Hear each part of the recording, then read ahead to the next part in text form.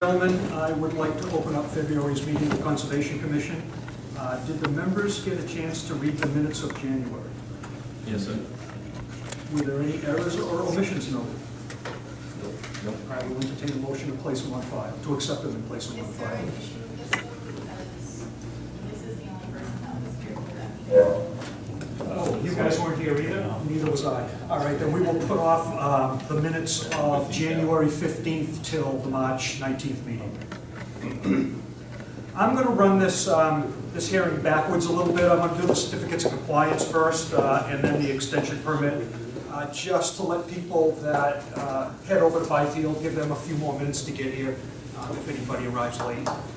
So we have a request for a certificate of compliance from Kevin Zitzen at 22 Riverfront, DEP number 50-0671. I went down about 2 weeks ago and did a site visit down there, and it's my recommendation to the board that we grant the certificate of compliance. Second. All those in favor? Aye. Any opposed?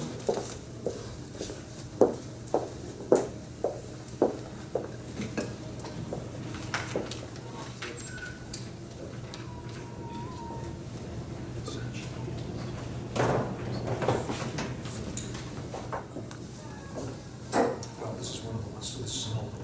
You don't have to file for it, it's going down. It's a clean site. It's a no one you can do with it. Well, exactly, yeah, exactly.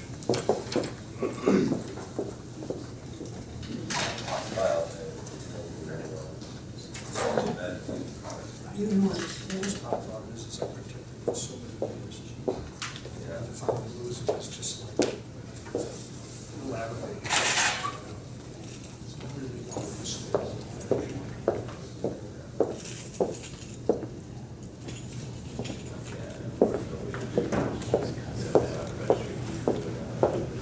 No, they've got a cover sheet, you know, they have a full cover. Sometimes I'll try to call them together to get info. We have a request for a certificate of compliance from Marcadillo at 3 Fraser Lane. It is DEP number 50-1171. This was a brand new home. It varied a little bit from the plans. They showed a detached barn on the property that is not there. They decided not to build it. But it is all done, and it is done in substantial compliance, and it would be my recommendation to the board that we grant the certificate. Second? All those in favor? Aye. Any opposed?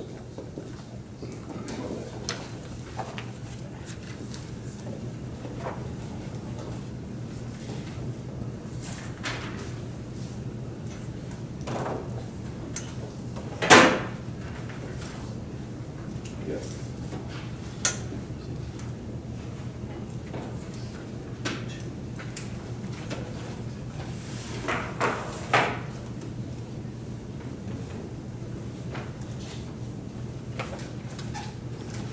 We have a request for a certificate of compliance from Circle Finishing, Route 1 Traffic Circle, 050-646, and there's a second one also, 50-1141, also for Circle Finish, Route 1 Traffic Circle. They were both at various stages of the cleanup. 1141 was the final cleanup. They are done out there, and they are ready for sale. So it would be my recommendation that we grant the certificate of compliance to Circle Finish. Motion to accept. Have a second? Sure. All those in favor? Any opposed? I almost started asking questions. This is for 646. Yeah, you probably don't remember. This was the site of a fire. It was a plating place. And there was a fire in the plating place. And when they poured the water on it, everything that was in the containers came outside. When you say clean up, that been a lot of Yeah, things. it's been some years that they've been.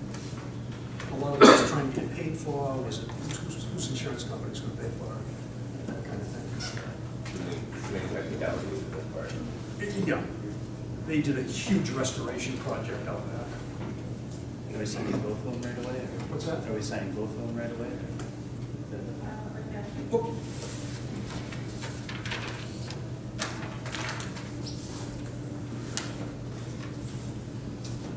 Administration guy. It went really well.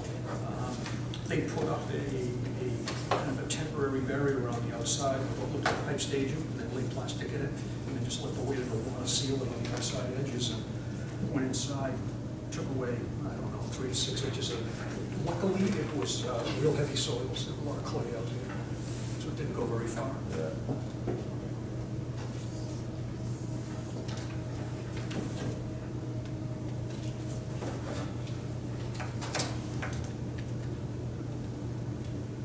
All right, I'm going to now go right up to the first item on the agenda. We have a continued notice of intent to raise an existing home and construct a new single-family home for Brian and Kelly Kelly at 335th Street.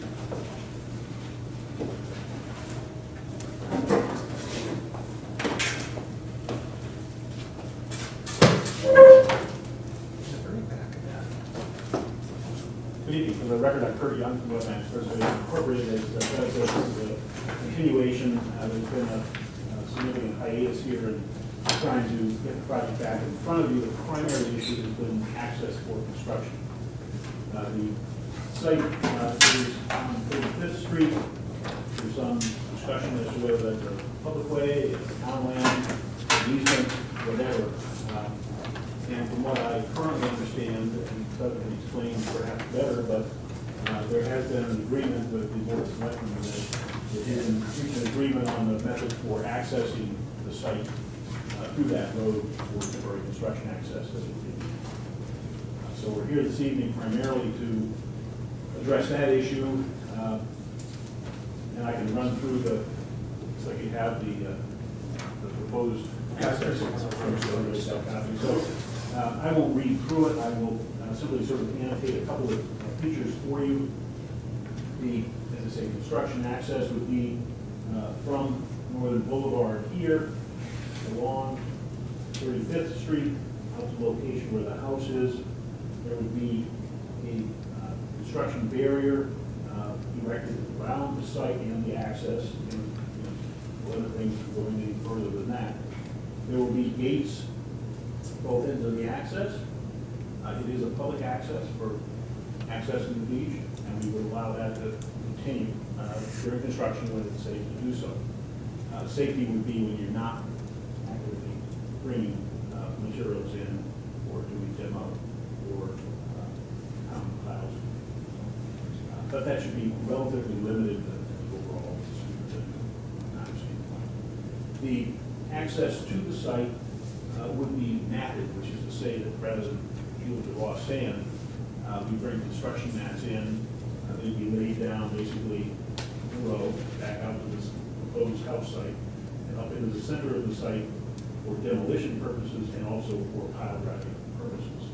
The existing house has a full foundation, so we've got a significant amount of material to take out associated with that. And that construction access would allow us to get in there and do the demo work, build piles in, bring construction materials in, and also on the way out, we've got a proposed elevated walkway, basically on top of an existing walkway that's on the ground. So that would be elevated above the sand level. And that's pretty much from an access standpoint for some of the substance. We've got a lot of details in there because we thought the devil is in the details. One of the issues is parking. We don't want parking out front, so there'll be off-site parking for construction crews. They'll have a place to park away from the site, not along here, except perhaps drop people off, drop a tool off.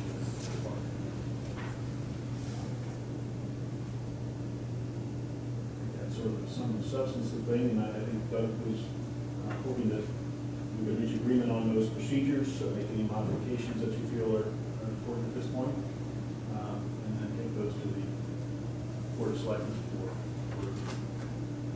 Did you have any questions on my comments to your? Not to really. the I think draft? I tried to incorporate them all, quite frankly. The only one that was unclear was the last one.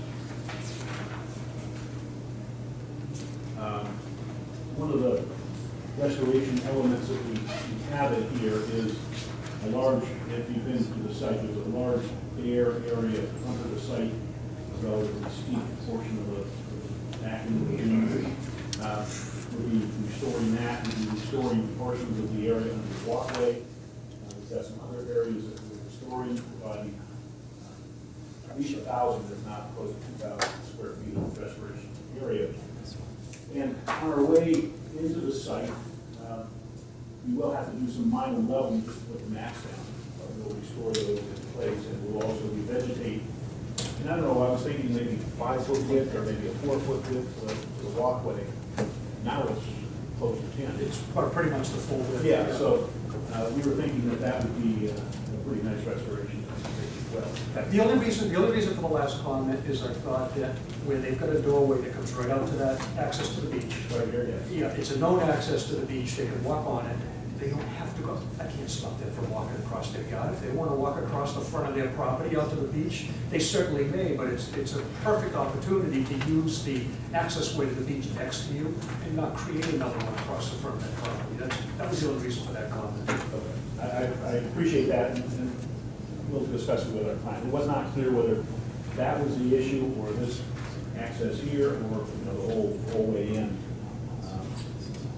No, so raise the walkway is fine. Now, you've got a little bit of it looks like a 45-degree angle, a line that comes in about 4 inches up from Northern Boulevard on the right-of-way. And it's marked entrance for demolition and construction. Right. Now, you don't intend to head across the dune right there, do you? No. Okay, so what's the reason for that line that the arrow goes through? That's because it's just pointing, I believe, to this easement area right here as the temporary easement. Okay, so this little curved line here means nothing. No. All right. I don't know what that relates to. So you've got a curved line right here, and your entrance points right to that curved line, so I thought you intended to come in and do this. Yeah, let me see if that has an answer. That's what I was hoping you were going to do. Okay.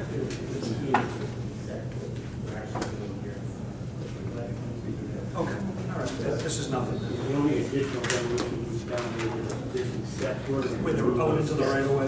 Yep.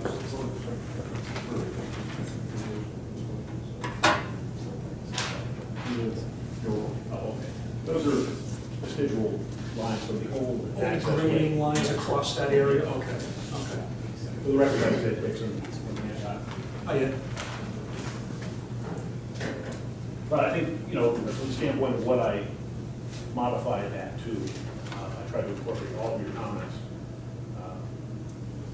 Pretty much, Do you have a cubic footage for the sand you're going to be bringing in, or the cubic yard? no, because it really is going to be, we have to do that in the field. We'll have to do calculations.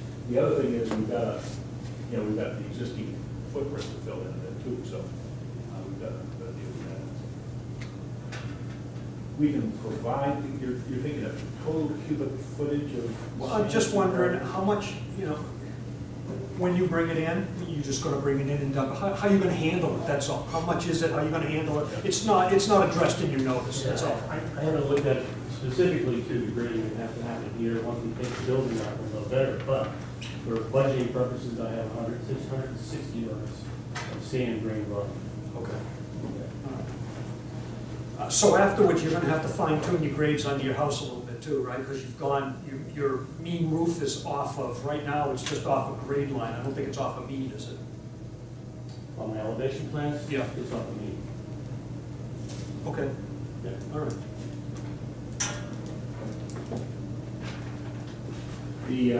From the previous plans, as you've seen, the house has been moved back appreciably, matching the forward post projection on this corner. Craig, to be fair, I don't know if these three guys here have even seen this before. Have you been on the board long enough to see this plan at all? Just no. You have? I'm familiar with the house. Okay, and you neither? No. All right. I think we That'd gotta. be a good idea to maybe take a walk or something. Yeah, we probably ought to go out here with the new group, and I don't think that we ought to be talking about this like it's an ongoing project. At least for tonight, maybe for these guys, we ought to bring this back to kind of square one. I don't have a problem with that. Okay.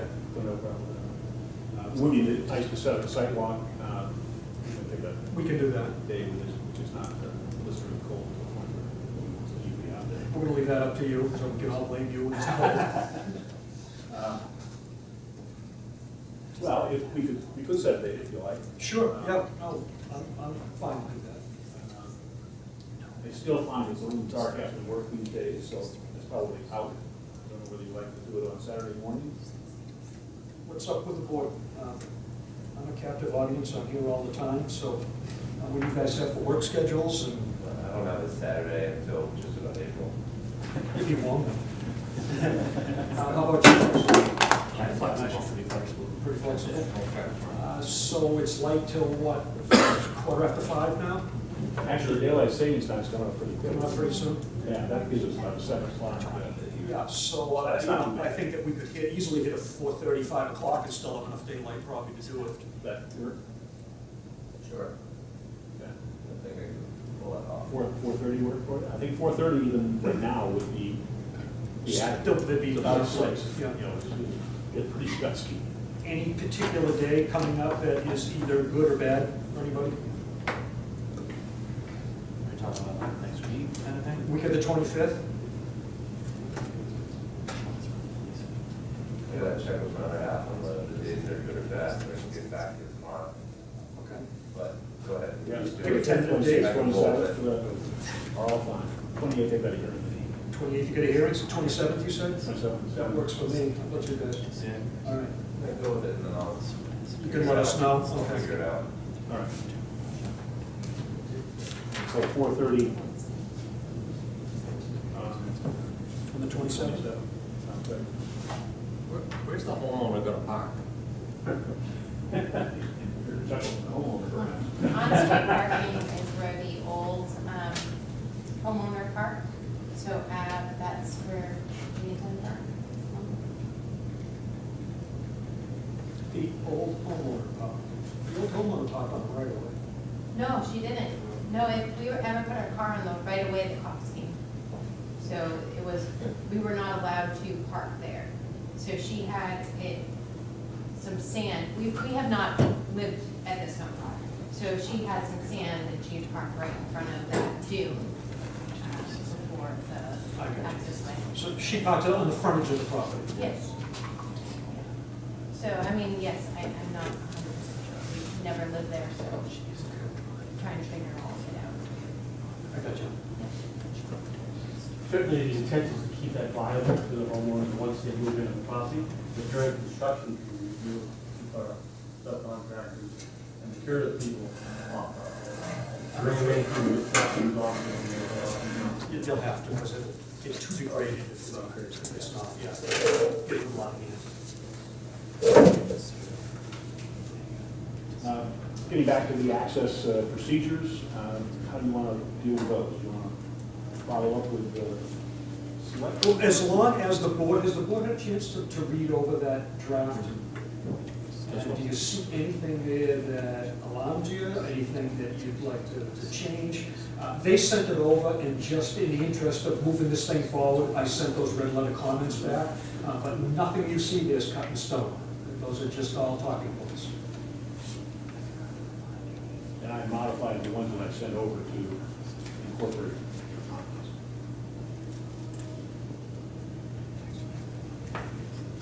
Yeah, the one question here, just the, on the wind comment, where it says site contractor will be mindful to release the perimeter. So that's just like, things blow away, over the day, then 4 o'clock to go around and walk the lines, take them off. Yeah. There'll be construction fencing up, so it won't be low stuff, it'll be a taller 4-foot construction fence. Both to confine equipment, materials, and people. And Yeah. Dumpster outside? We're still working on some of the things. It's probably going to be something brought in, we're going to stockpile it on site and bring in a dumpster one day, take it out of here. Okay. Yeah, but you can put that into your construction sequence or whatever, your narrative. Those things ought to be discussed, what's going to happen with that stuff. Because what's going to happen is the contractor is going to show up on site. Are you going to be the contractor on site, or is this somebody I else? will be in charge of the operation, I will not do construction of a home, but I will be on the site. Okay, so you're the site guy. All right. selectmen involved in this? Selectmen were involved to the extent that they went to see selectmen and they asked for access to the property. And selectmen came up with some somewhat burdensome conditions under which they would work. And it was all, everything from a crane from the street. So but selectmen really didn't have a strong feeling about it. That's just what came to them because none of us were there. We couldn't talk to them. So they are, I've heard through town council that they're agreeable to any type of access to the site that the commission feels is appropriate.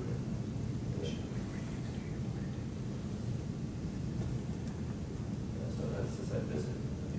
Yeah, I think a site visit's a good idea. Yep. Any other comments on this access? Seems to be fairly minimized. All right, do you want to start now with where the old house was and show on the plan where that was? And Well, I don't, well, okay, that, yeah. I would use- or do you have another, if you've got That's another fine. That's fine. way, go ahead. I don't see too many people with site plans on this one. There's an existing house on the property.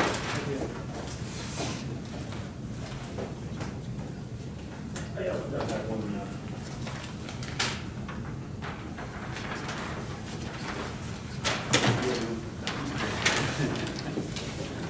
Anyways, the site plan that you'll get in a moment shows a sort of hash mark outline of the existing house. And the photos show extensions to that. Check out the back, some walkways. The hash mark area is the existing house. Have another one, Bill? Oh, wait a minute, I got one right here. That should be. There's the back, there's some walkways, and a walkway that goes down through here to the Northern Boulevard, the area set of steps that come up.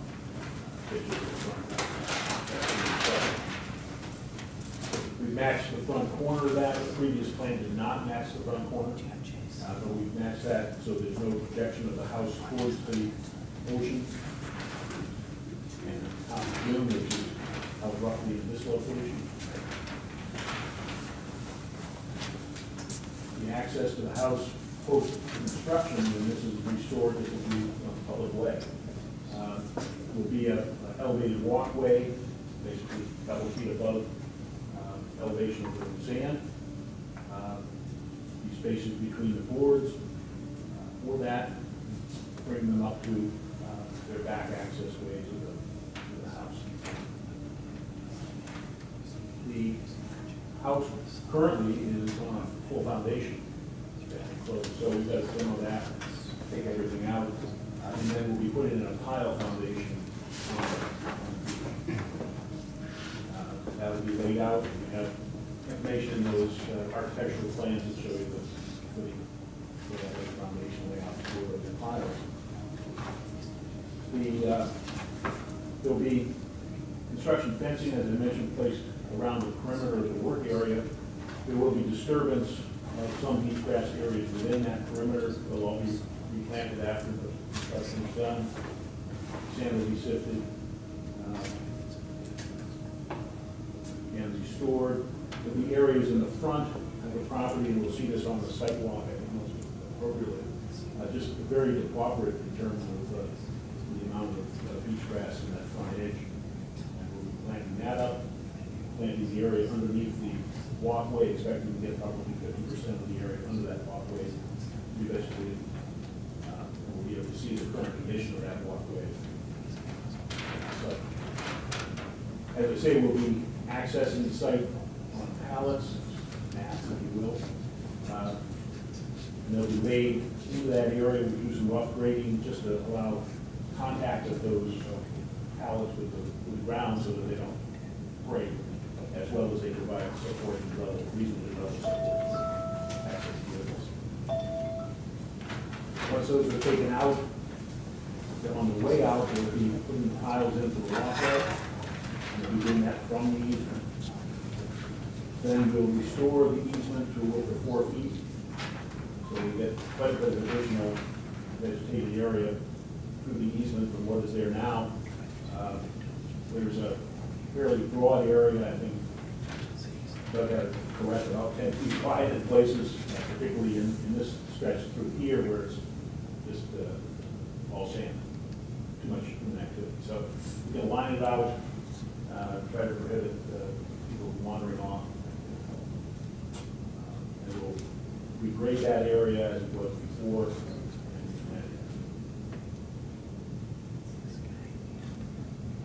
And that's pretty much it. Replacing the existing house, basically. Kurt, I couldn't get the same figures that you had. You've got existing impacts on your table down there. Your existing house, you have 933. I had 700 for the existing house. 695, 700. The house is, what is it? It's too much mess up here. Nope. I'll get to it eventually.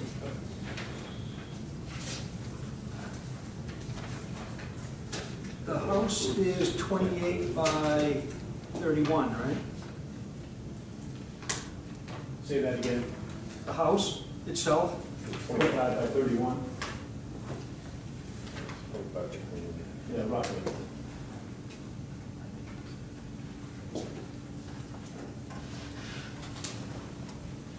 That's the house, not, it doesn't include the decks. Yeah, but the decks, you've got a different impact for your decks. You've got 37 for your decks, and I got 162. So I gave you a lot more for the decks than you did. Your deck, your wood deck is at least 168 because it's 6 by 28. Yeah. Two-story, deck over deck, right? Yeah. So that's not 37, so there's something wrong with that. I didn't check the existing stairway. I didn't move that out, but I couldn't come up with the 933. Okay. Well, rather than check numbers right here, why don't we check those in the office and we'll get them to speed for you. Okay.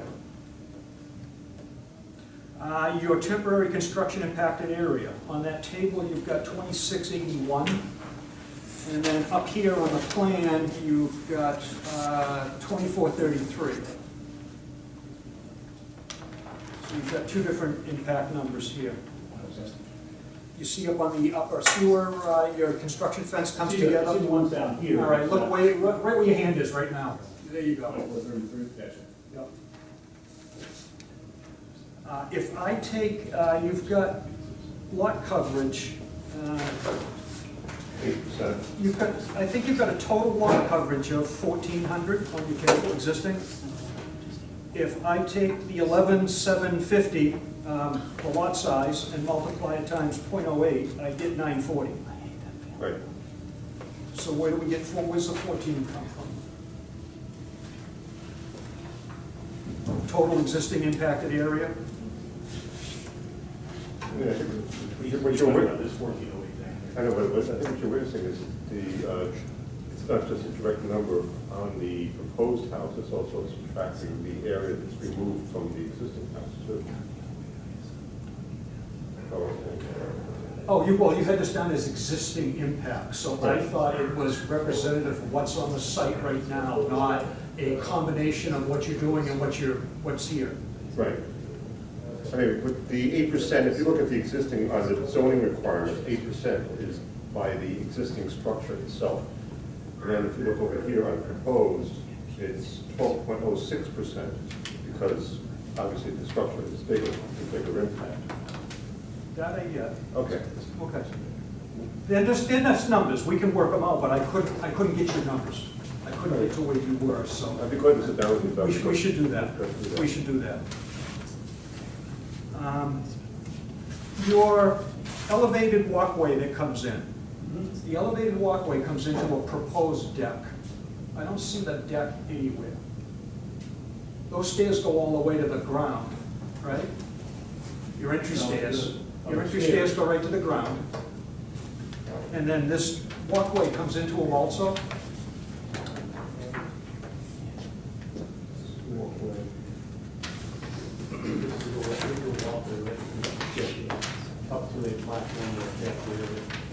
as the top of the stairs, is the deck here.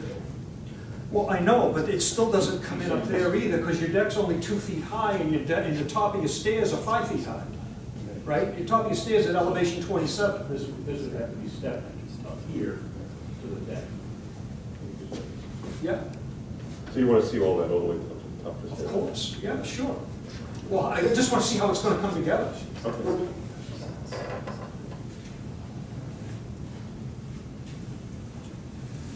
Okay, so sticking with the theme of numbers and math and all that, what's the story with the zoom graphs?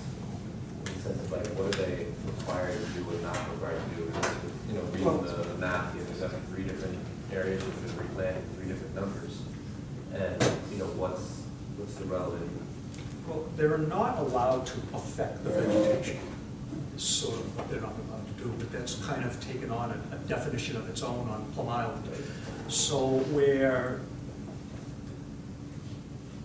any disturbance that they have, we've always had them mitigate for it.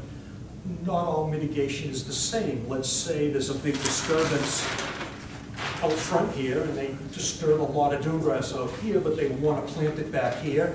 That doesn't really mitigate that. Something up here might mitigate that area. So at some point, we're going to have to look at all these things that they've taken credit for. That's why I want to get these numbers correct, see what those numbers are, and try and strike a balance and see if we've got a balance of vegetation, and then to see how each one of them relates to the resource area that it's in. Cool. Okay? Kind of what I thought you might have been doing, but, you know, is, yeah, the Plum Island peculiarities. Yeah. Yeah. Actually, so we would broader than that, that's not an unusual interpretation for the community. Well, no, because if we go by the book, you don't I'm want to just saying go. wrong places. But I'm not discouraging you, I'm just telling you the way it is.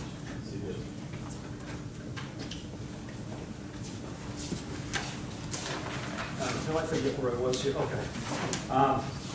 So that thing doesn't come in to the top of that deck, that thing comes in But the partway up? profile just goes to the stairs, the base of the stairs, and so what you want is to bring it all the way up there too. Okay, all right.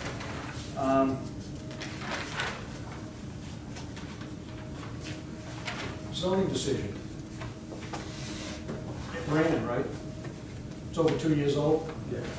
We have to go back. You have to go back to zoning? Okay. Have you applied yet? Yeah. Okay. There's a 4 bedrooms? Was that given to you before? That library on the 2nd floor? Yeah, it's a 3-bedroom. It's a 3-bedroom. Existing, It's an existing Existing 3 is bedroom. existing is 3, but adding 1 bedroom. You can't go to 4.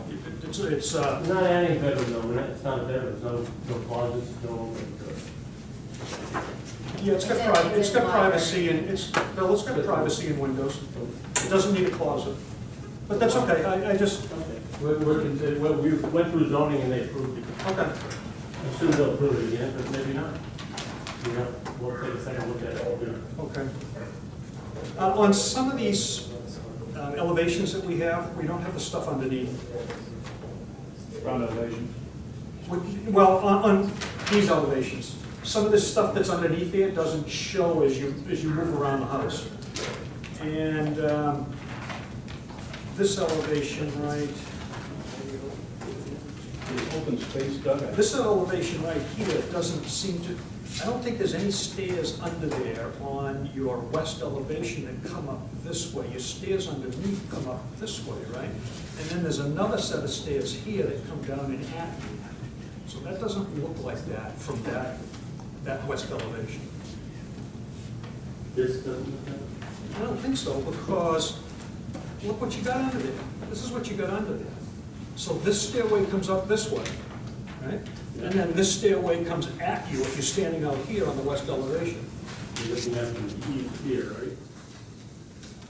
No, that's your west elevation.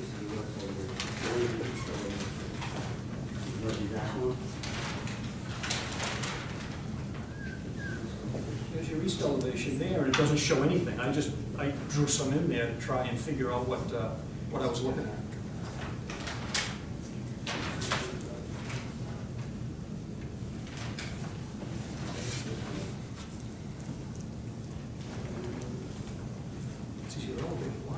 in somewhere around here. And then these, you'd be looking at these stairs, because those stairs are right there coming out from underneath, coming out from your storage, right?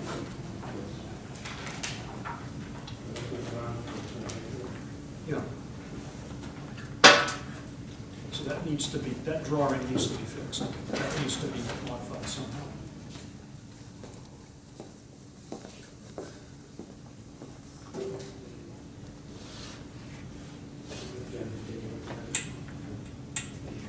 Now, Bill, while I got you up here, these are, there's going to be a lot of weight on those points right there. There's no pilings at that point. That cantilever's all the way out to here. And because it can't come through, because it's your stairway. Well, as usual, we haven't sent this to Joe yet, Joe Fix yet, so we proposed these piles. If it changes, it may be, one or more piles But Bill, additional. But Or going there through, may be one or more less. going through this process right here, draw them both in. If you take them both out, that's fine.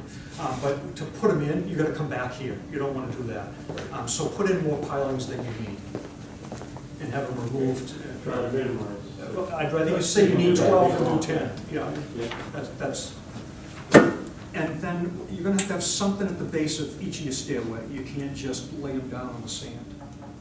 So where you're in the velocity zone, probably a post or a piling at the bottom of these stairs. What else do they have in there? How's that, how do those pilings get put in? You're gonna push those in also, correct? That's what I understand. Sure, yep. For the timber piles for the HVAC? Yeah, he's actually gonna do that when he's sitting in here. Okay, that makes Before he sense. finishes the piles, he'll walk up here as far as he can without disturbing the dunes, drill those, and then the rest will be done from the walkway. This Whoa, way. whoa, whoa, wait a minute. Oh, I'm sorry. Okay, you scared me for a minute. Okay. So he'll sit in here, do as far as he can this way, Yep. and then the rest will be able to reach over here on his way out. Yeah, but I mean these right here. Now you're gonna put, you got some posts going in for this? Oh, for the, Yes. You're gonna push them into the ground with a bucket? Okay. How about that? Put those on something, show those, those are above the ground also? Okay, show that stuff. Please.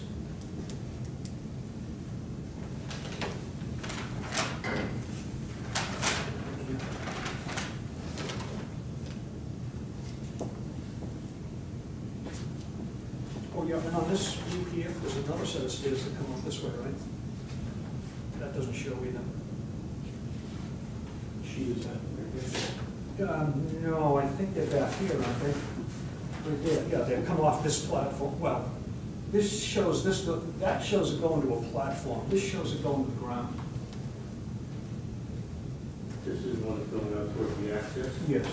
That's the one you're talking about, or the one going out to the? No, deck? I'm talking about, I can see the one going up to the deck, but it doesn't look right either, because this, that looks like it goes up to a platform and then starts. What's the elevation of that platform right there, do you know?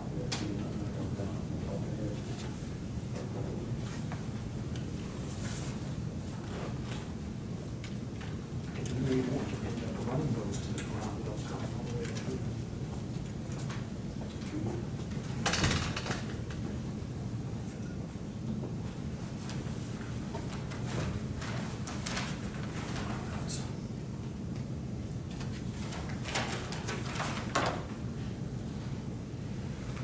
That didn't look like any grade on it, which is the elevation line.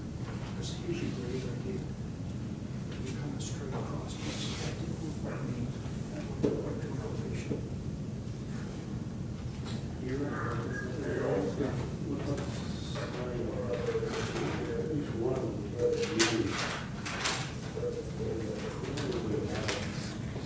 Just the one. The site's going to end up being fairly level. well, this one's a little different because this one shows, this is a different view, but this one shows the elevation of the ground on the same line instead of above and below. This part of the lot is fairly flat, so it would be coming down the side.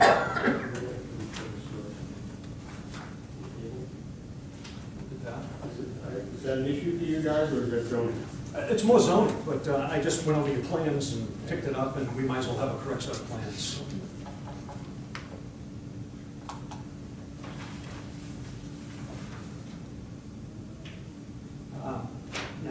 frontage? Have they seen the new plan? No, we haven't seen it. The area that you're taking for planting underneath the structure, you haven't left any spot to walk through. And we haven't, the board hasn't discussed whether it's viable or not, but you haven't even left a pathway through it, so you probably ought to do that. We can, what I would probably do is subtract a percentage and let those paths develop As they, will. that's probably pretty good Sort of idea. like a college campus, the biggest mistake they make is putting sidewalks in the wall. And everybody makes their own path. So I think that would be the best way to do it, just take it. We have a lot of restoration area proposed.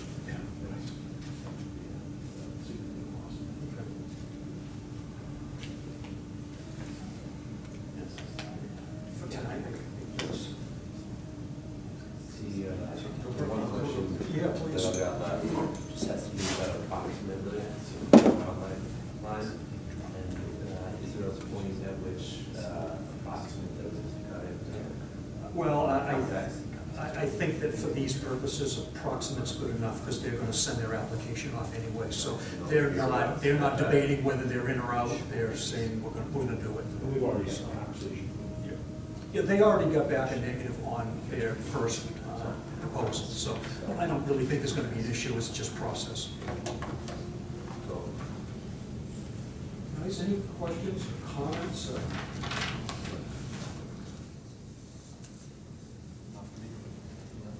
Billy, all set? Well, I think the sidewalk is I think it'll be helpful. a good trick. You want to arrange a meeting with you want to take a vote on the access procedures and set up those. I think we should, and that way you can certainly move forward with selectmen. So as far as the proposed demolition and construction lot access procedure, is the board comfortable moving that forward with the board of selectmen? You have to translate that for me. This is going to be the guide to their access on the property. It needs approval from the board of selectmen. But the selectmen would certainly like our blessing. They're going to approve, they're likely going to approve what we put forward. So we're going to less than a piece of paper and then it's like we can have it after less than a piece. Correct. Yeah. Yes. And I had provided the attachment 1 to the supplemental material that we filed, which has the copy of those procedures without the annotations of Doug. Yeah, it's not the red line Yeah. version, obviously. Any problems with those? No. So I will entertain a motion to accept the proposed demolition and construction lot access procedure to go before the Board of Selectmen. I propose that. You propose that?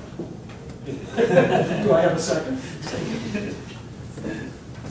Second. All those in favor? Aye. Any opposed? Okay. Thank you. Thank you.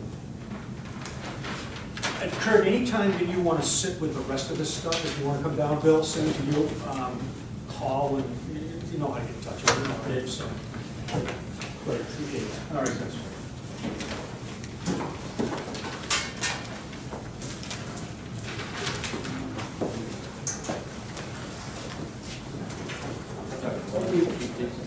If you want to, we've got plenty of copies, so if you want to look at those, certainly.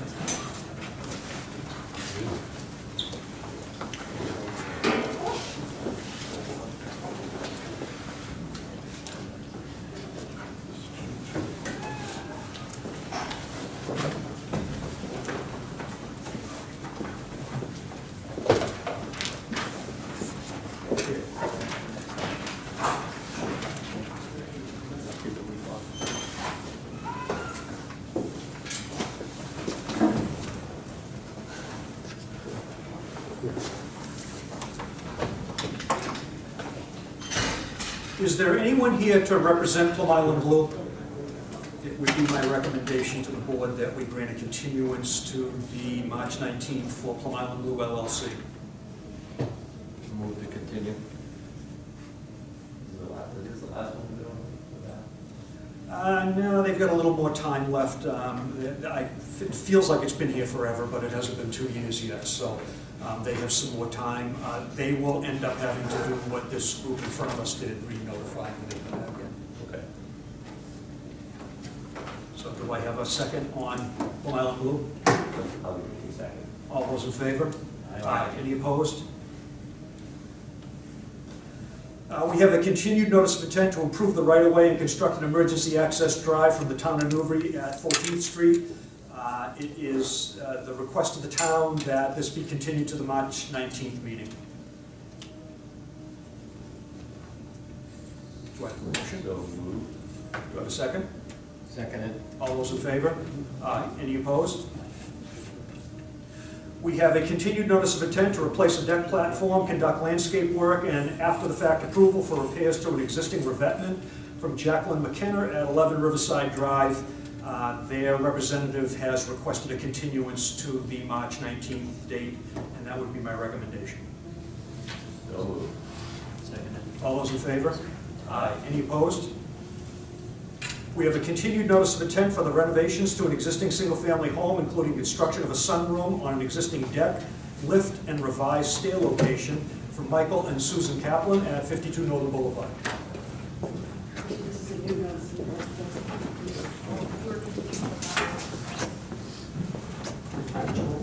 I wasn't here, but I think we can, oh, we must have continued just because the plan was okay. So the one is here. So, oh, sure. This is a fairly simple project. There's a existing single-family home at the Boulevard, has a deck, and it's proposed to be converted to a sunroom. And got some photos here actually to pass around. Familiarize yourself with the property. We recognize the house. This is an existing conditions plan. Shows the limit of the deck, and this is the existing building footprint. The house is on tiles. And in order to do this work, this set of stairs that's on the let's see, south side of the property is supposed to be removed, and new entry stairs and foyer is proposed in front. So basically taking out what amounts to 81 square feet of stairway to be removed, replacing that with 53 square feet of stairway and a small ramp that will access a small handicap accessible lift to the first floor. And the rest on the first floor, and it's not used, all the, it's 10 inches of view above grade, it's down. The ramp, everything is elevated tiles, so. You've had several iterations of the plan, I apologize for that. Hopefully this one is the most clear. that's okay. When I told him to go back and talk to you, we did the right thing. Thank you.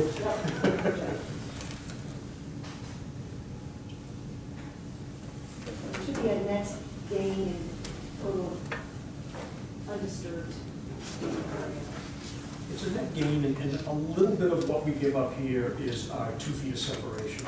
This is for handicap accessibility. It's a pitless elevator. It's what they allow on Barrier Beach, but it does take a footprint that cannot be elevated up to 2 feet, which is, you can't make that happen. You can't stop the floor, and there's a whole bunch of reasons.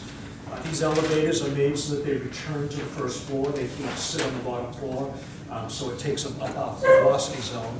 But you do end up with some infrastructure down in velocity. That's more of an issue for the building inspector, but the building inspectors look at it the same way we do, is that it's necessary. You have to have it down there. The rest of it, the rest of the change is in compliance. They've got their platform up 2 feet. They've got their touchdown for the stairs. They've got their pilings under their touchdowns. The first iteration that came in had gray beams and a lot of other things, so that was fixed over time. This is the lift is the minimum necessary to basically fit the single person in the wheelchair. Actually, it would be large enough to fit someone else assisted. Really, someone can't stand with them You either. run up it, you elevator.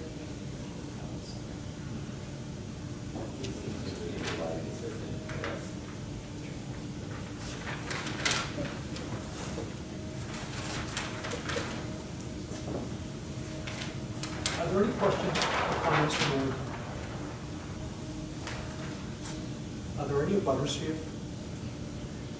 Would anyone like to speak?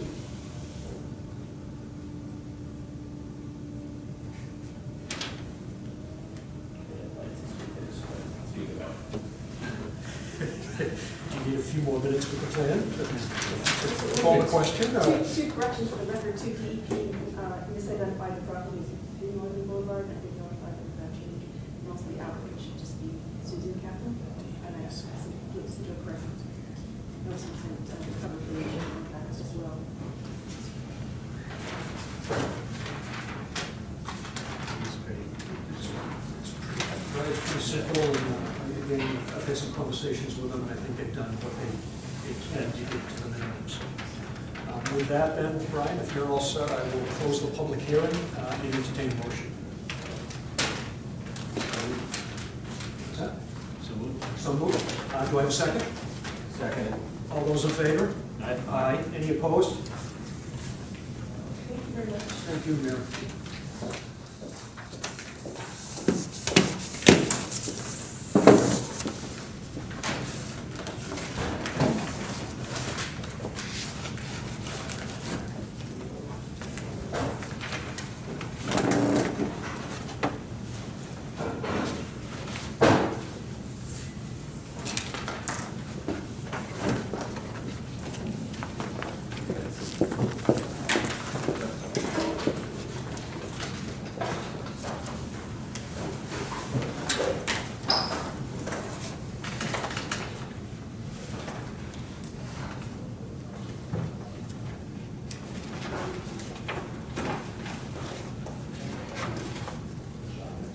We have a notice of intent to add an addition to an existing single-family home from Brian and Beth Dacey at 323 and 323 High Road. Record, Tom Gibbs with Hughes Environmental Consulting. Here with Brian Dacey. Brian is the owner of this house that Bob Britton permitted and built out on Pine. You may recall, it's surrounded by salt marsh with framed PVW that is around the perimeter. And salt marsh is part of the ACEC that is up to elevation 10 as shown on the maps. The maps are 1929 given. So on our plan, that's shown at 9.2, which is the conversion of that data, that elevation to 38 given. So what they'd like to do is do a small addition supported on the piers that would just extend right off the back. It doesn't get any closer than the existing structure to the wetland. The closest point, it stays, there's a distance here, 27.3 feet off the wetland to the corner. It's a small project. The goal is to do all the work by hand carrying in materials, hand digging the footings and all that. But we did include in the NOI the possibility of maybe some small equipment, because the best intentions, may not work out, and I don't want to preclude them from being use of Bobcat or small transmission. It's a pretty simple project. There's erosion control to protect the wetland area, and it's entirely buffer zone. And just the foundation points as shown just run along the existing flood line. There'll be a little bit of fill material used to just push that elevation 13 out a little bit, but we're talking inches of, and it'll probably partially consist of material that gets dug out. So I was going to ask how you're going to get the material out there, or if stuff out of Right. the holes is going to be enough. Yeah, those stuff out of the holes may be enough, but if not, there may be some gravel brought in to put underneath the structure. Well, the slopes. What's that? It was a little unclear. It talked about the slopes, and it talked about topsoil and seeding, Yeah. or gravel, or river stone. Yeah, so around the structure right now, there's sort of river stone right along the edge of the structure in each spot. So there's some areas that are going to be restored with river stone where they're right up against the structure. Underneath will either be the raw soil that's there, or gravel, or riverstone, it's not gonna vegetate really, so it's kind of immaterial. The slopes themselves would be seeded. Okay. I'm not talking about spreading stone on the slopes. Okay. It's really just. I didn't think you would, but I just.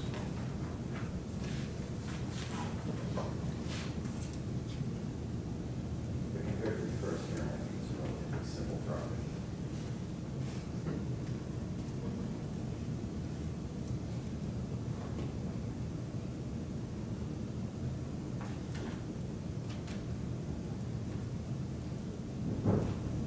And the wetland flags that are shown, by the way, were done by LDC as part of the original filing. I took a look at them when I was out there about 6 months ago, or 8 months ago, and the flags are generally a little bit high. I would have gone a little bit lower, but I'm very comfortable using it. Yeah.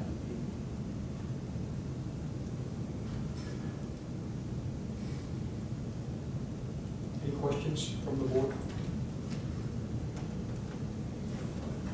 Where's the septic on this plan? The septic is existing, and I honestly don't Way up, know. which way up here on the left-hand side?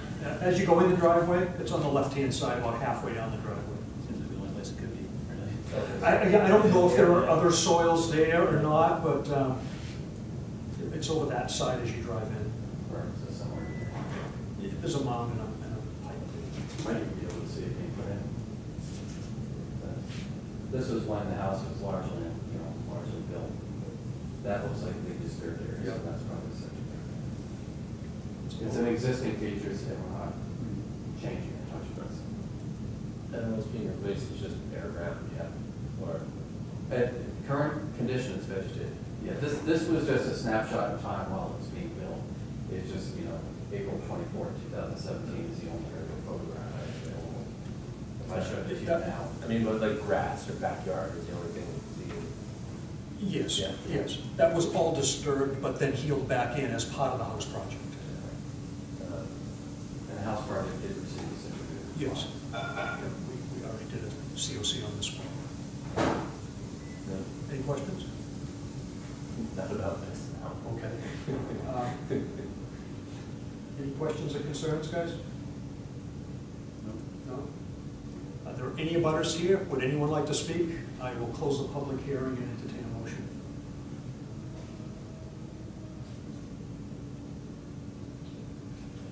Motion to accept. Do I have a second? Second. All those in favor? Aye. Aye. Any opposed? Are you abstaining? No. Okay. I was just, my eye was very quiet, I was being cranky. Oh, okay. Thanks very much. Thank you. I think there are any others to that house. It's a house I'm thinking of. Yeah, no, there may not be anybody who lives in the Highly technical, Yeah. use. I think there were 6, and they're pretty far away.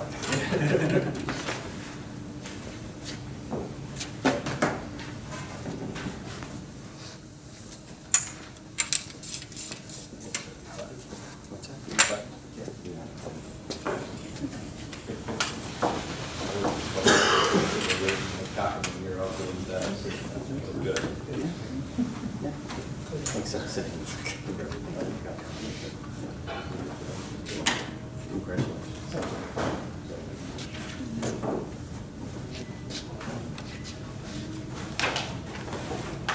We have a notice of intent to construct a single-story addition to an existing single-family home from Lori Mueller at 116 Old Point Road. Hello. I don't have anything close to. Are you kidding me? Go back a month. Up and stand up. We usually would throw a couple of chairs up. Do you want the backside of one of my plans as a You frame? have to stand. No.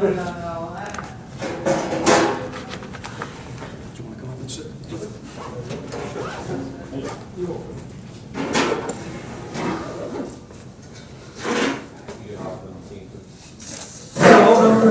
No, please, the engineers, they should be smart enough to grab their own chairs. You're welcome. All right, so we're requesting to build a 1,200 was one level addition to an existing one level home. The addition includes 2 bedrooms, 2 bathrooms, and 1 deck. We will be replanting a combination of cedar, bushes, and trees to replace the disturbed area, which is lawn and dirt.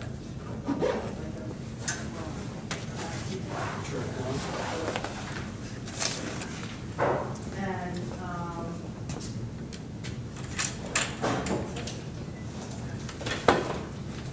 now, some,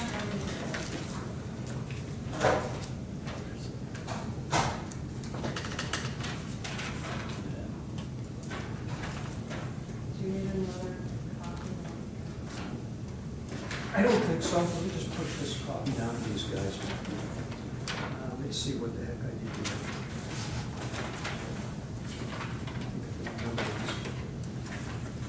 So you're saying that you want to put a news story on top of an old story? No. You want to put a news story next to it? I'm going to, Existing? Okay. I'm gonna add, 1 story to an existing 1-story house.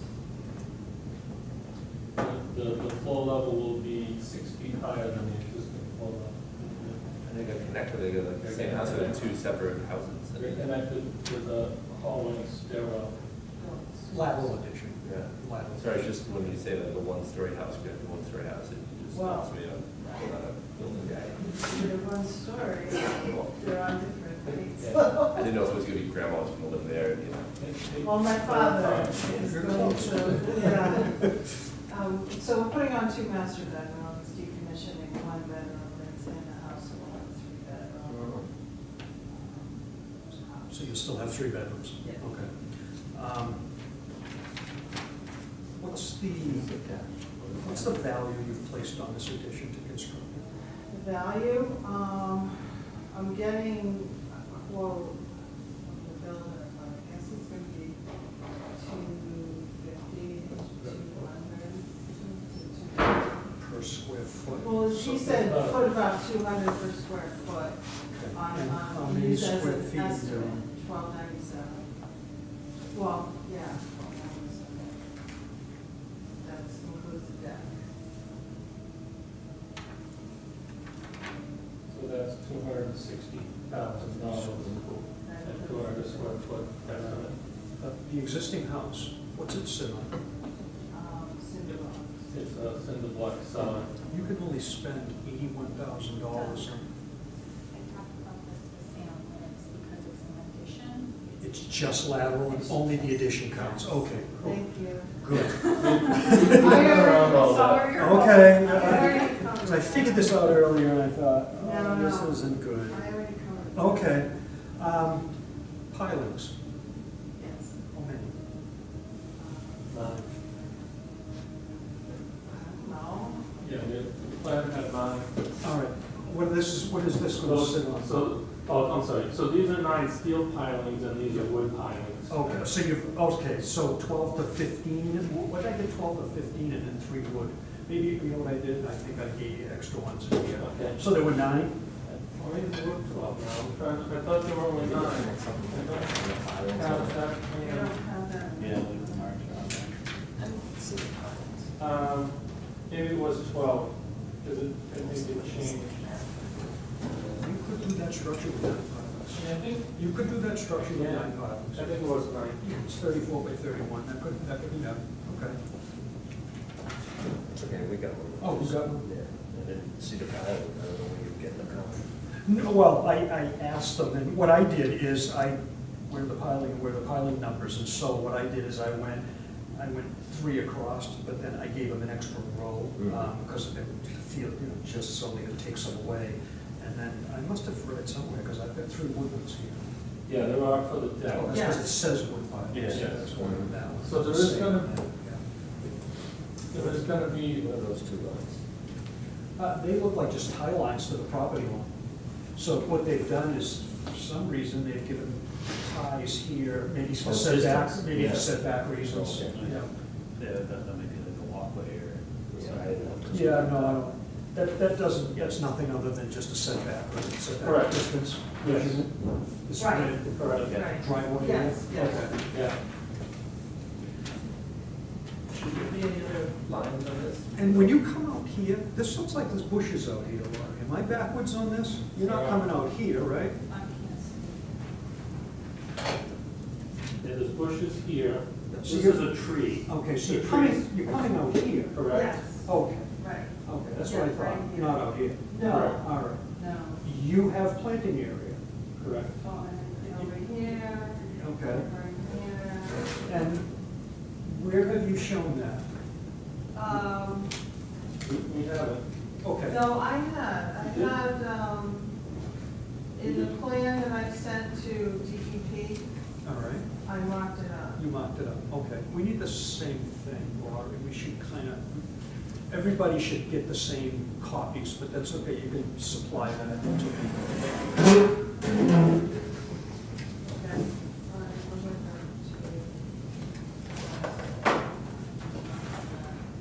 I had marked it up, there's so much square footage going in the, this corner Okay. of the property, and then a shed is coming out back here, a Right small here. shed, so we There's a wanted to shed. do bushes and, trees, I want some trees along this fence way there. Okay. So I marked that up on the, plan that, But you need around, you need a little over 1,000 square feet of replanting. I marked up this corner, I marked up this area, and I marked up. Some of it is cement slab. There was a parking area. So that's gonna come Oh, out. right here. Yeah, so it's not all 1,000 square feet. The cement slab runs through here, there's dirt. So it's less than. Well, let me ask you a question. We need to know those things. Okay. Okay. What? That's my question, do I, if this is like cement along here, and we take that up, I still need to replant over here or something? Well, if you're building, if you're taking up the cement and you're building over it, this Patio block. patio, put it this way, it's not dune. It's not. So you're not going to get penalized for vegetation in that area if you cover it. You've already got a covering there, you're gonna pull that cement out of there, and then you're gonna put your structure over it. Right. So you don't have to pay for that, that's something that was already affected. Okay. The areas that are now presently vegetated, that you're going to cover, we need a square footage for those. Okay. And then a square footage for where you're gonna make up and mitigate Okay. that, how you're going to balance that off. Okay.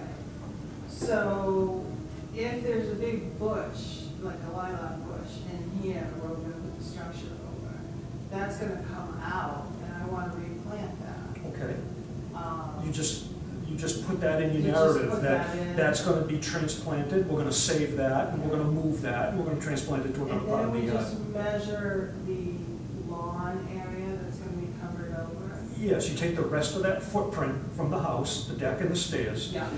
You figure out what part of it is not over the cement, the concrete, or anything else. Okay. That's the part that is presently vegetated.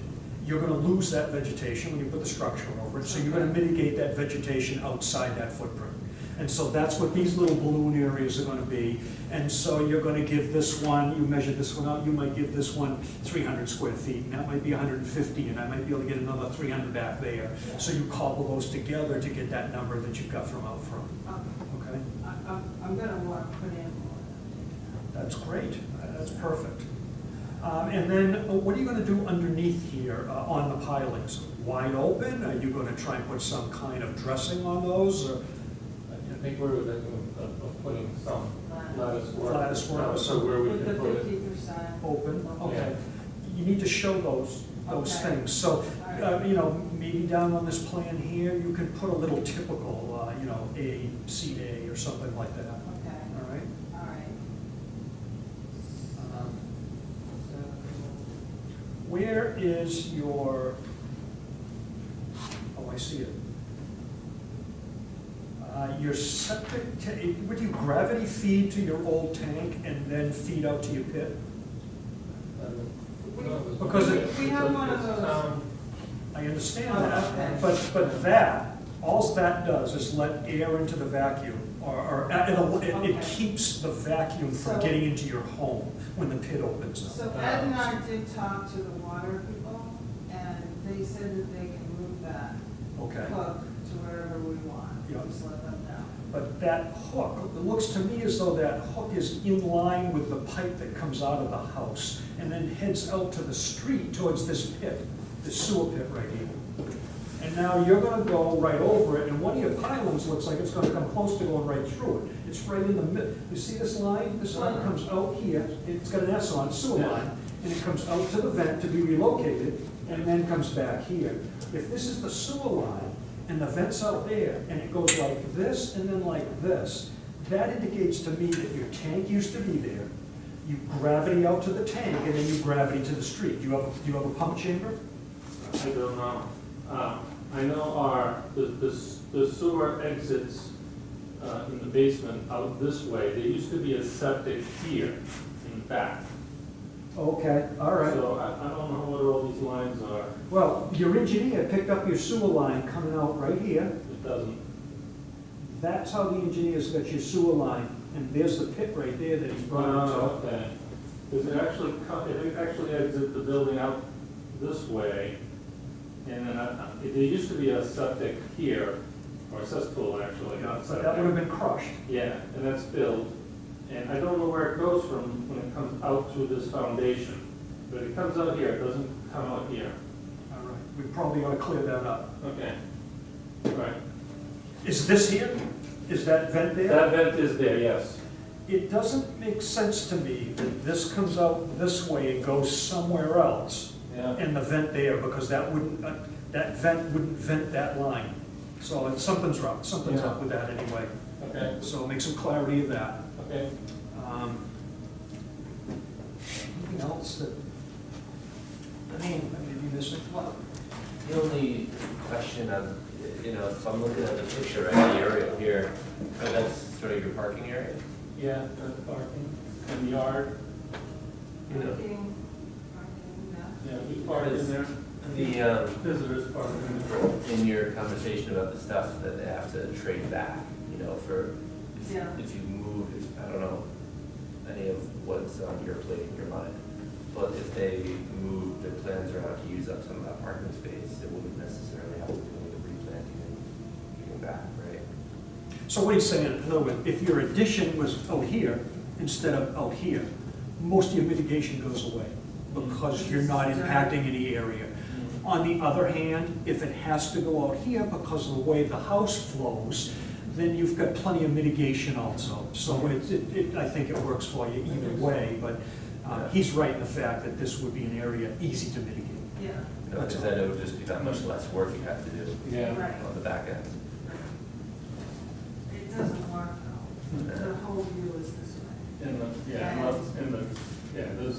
It doesn't work with the flow of the house at all. We went back and forth with the architect. That's all right, it's just one of those things that sometimes you don't think of the driveway, Right. Yeah, that's all. Right. thank you. Anything else that they ought to concentrate on before next month? Are we gonna get a set of prints? Yes. We're they're not ready yet. Okay. And then what are we talking about in terms of the revegetation stuff, the planting back? Revegetation, we're looking at probably 1,000 square feet, 30 by 30, plus a deck, and, a little more, maybe 1,200 to Right. 1,300 square feet, by the looks of it. So you don't, no, it's just the census scope. It's kind of numbers, and, yeah. Do you have any questions? So we were hoping to put, a lot of this is barren, actually, there's like sticks, it's not even, so we were hoping to put a lot of seagrass up this way and shrubs and trees kind of this way. That's Is- fine. Is there, okay. It's a fine. balance. Yeah, All right. As a matter of fact, you might do better that way because this looks a little less disturbed than this. Yeah. And the More seagrass natural. might like it back here Yeah. better than it is to try and get it to start up here in a more Yeah. gravelly, hotter Yeah. environment for it. Okay. All right. So you have So a what few. do I have to do?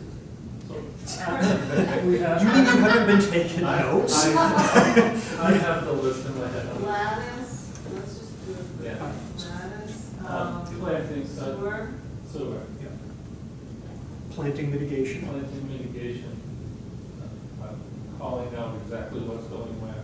An elevation. Do you know what an elevation is? Okay. Whatever you're gonna do for the treatments on underneath the house, put a little detail for that. treatments, planting, elevation, recycled plants. And, whatever you send, and whatever you give to us, give to DEP. Okay, I sent them stuff already. And they may have some- Do you think they're confused about what I sent them? If I didn't have a chance to sit across from you, Yeah. I might not understand with what you sent them. I might have some questions. I wrote up a paragraph like you suggested. And that's probably, no, not probably, I mean, it's obviously it's helpful. How much it is, I don't know. You should be getting, or there should be some correspondence that comes from Right. them online. Okay. They give us a DEP number. We're the local authority over the state act. We can't write the order of conditions till we have that number, and they won't usually give that number out till they're somewhat satisfied. So I would expect within the next week or so, some comments to show up, yeah. And they'll either be comments with a number if you're close, or there'll be comments with no number if you're not that close. Okay. There's nothing on the side of the agenda. Nothing yet? Okay. And with that, it would be my recommendation to the board that we continue this hearing to the March 19th date. So moved. Second. Second. All those in favor? Aye. Any opposed?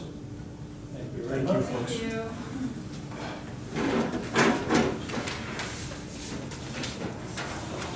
Isn't this easy? Yeah. I know, you all like, Yeah, he's got more problems than you. I was like, oh my word, I don't have any of that. You guys, Go up on the lay down and sometimes no one here, they can't see it from home anyway, so, one thing I did do though is I got my agenda. I didn't. Did I grab it from you? I don't know, Laura, it doesn't matter. I got one right here, it's fine, and even if you did, it doesn't matter. No, I copied it. It's fine. Alright, I don't see it. It wouldn't be the first time that I've lost it during the meeting, so. Metaphorically, by the way. Yeah, actually, yeah, it will. All We right. have a notice. Oh, this one's so different. We have a notice of intent to widen, repair, and repave portions of Old Road from the Governor's Academy on Old Road.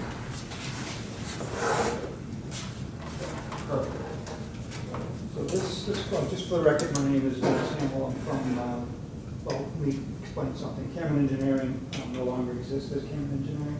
We sold the company to a company called GM2. So we are now GM2 Cameron Engineering, so.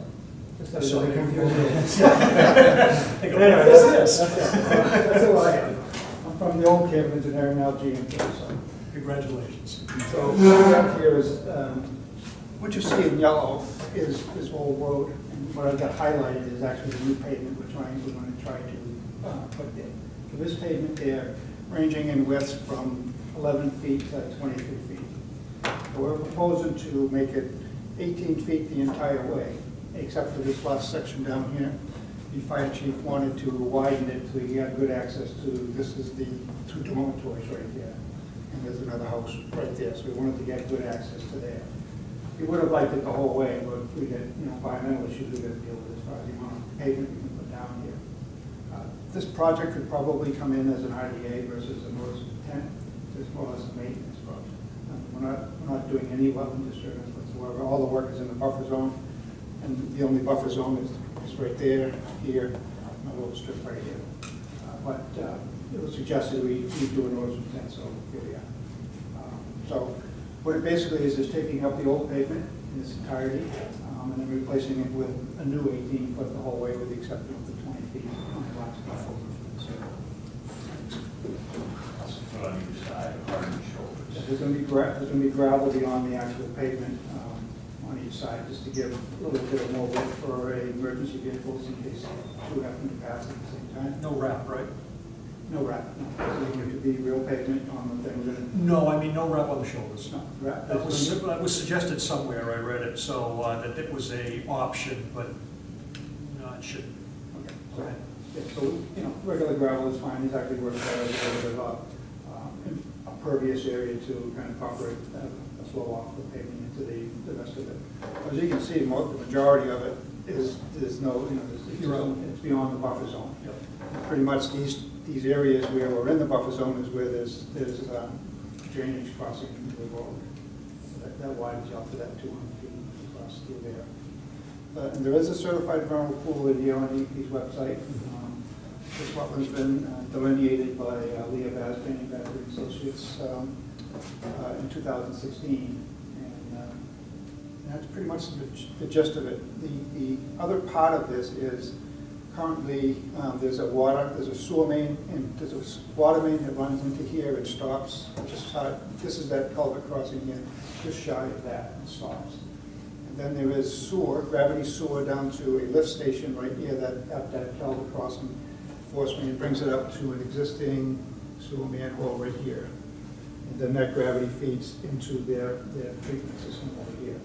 So we're proposing with this site, there's another application we got right after this, which is kind of overlapping some of this stuff. But we're proposing to extend the water main from here all the way down and tie into the existing water system here. So there's a loop system now, it's not dead ended. And that will also service the other application, which is the new single family house here, will also service that. And just also to service that new home, we're going to be extending the sewer from where it ends here, gravity up to here, and also on the gravity fed there. So you'll see in the plans that we submitted, we did a plan profile of the whole road. It shows that there's really no grade change in the road. It's just taking off the bumps basically and smoothing it off. So the road itself is in the same location and the same vertical height as the existing surface. And we are going to put it and it shows in the profile where the water and sewer go.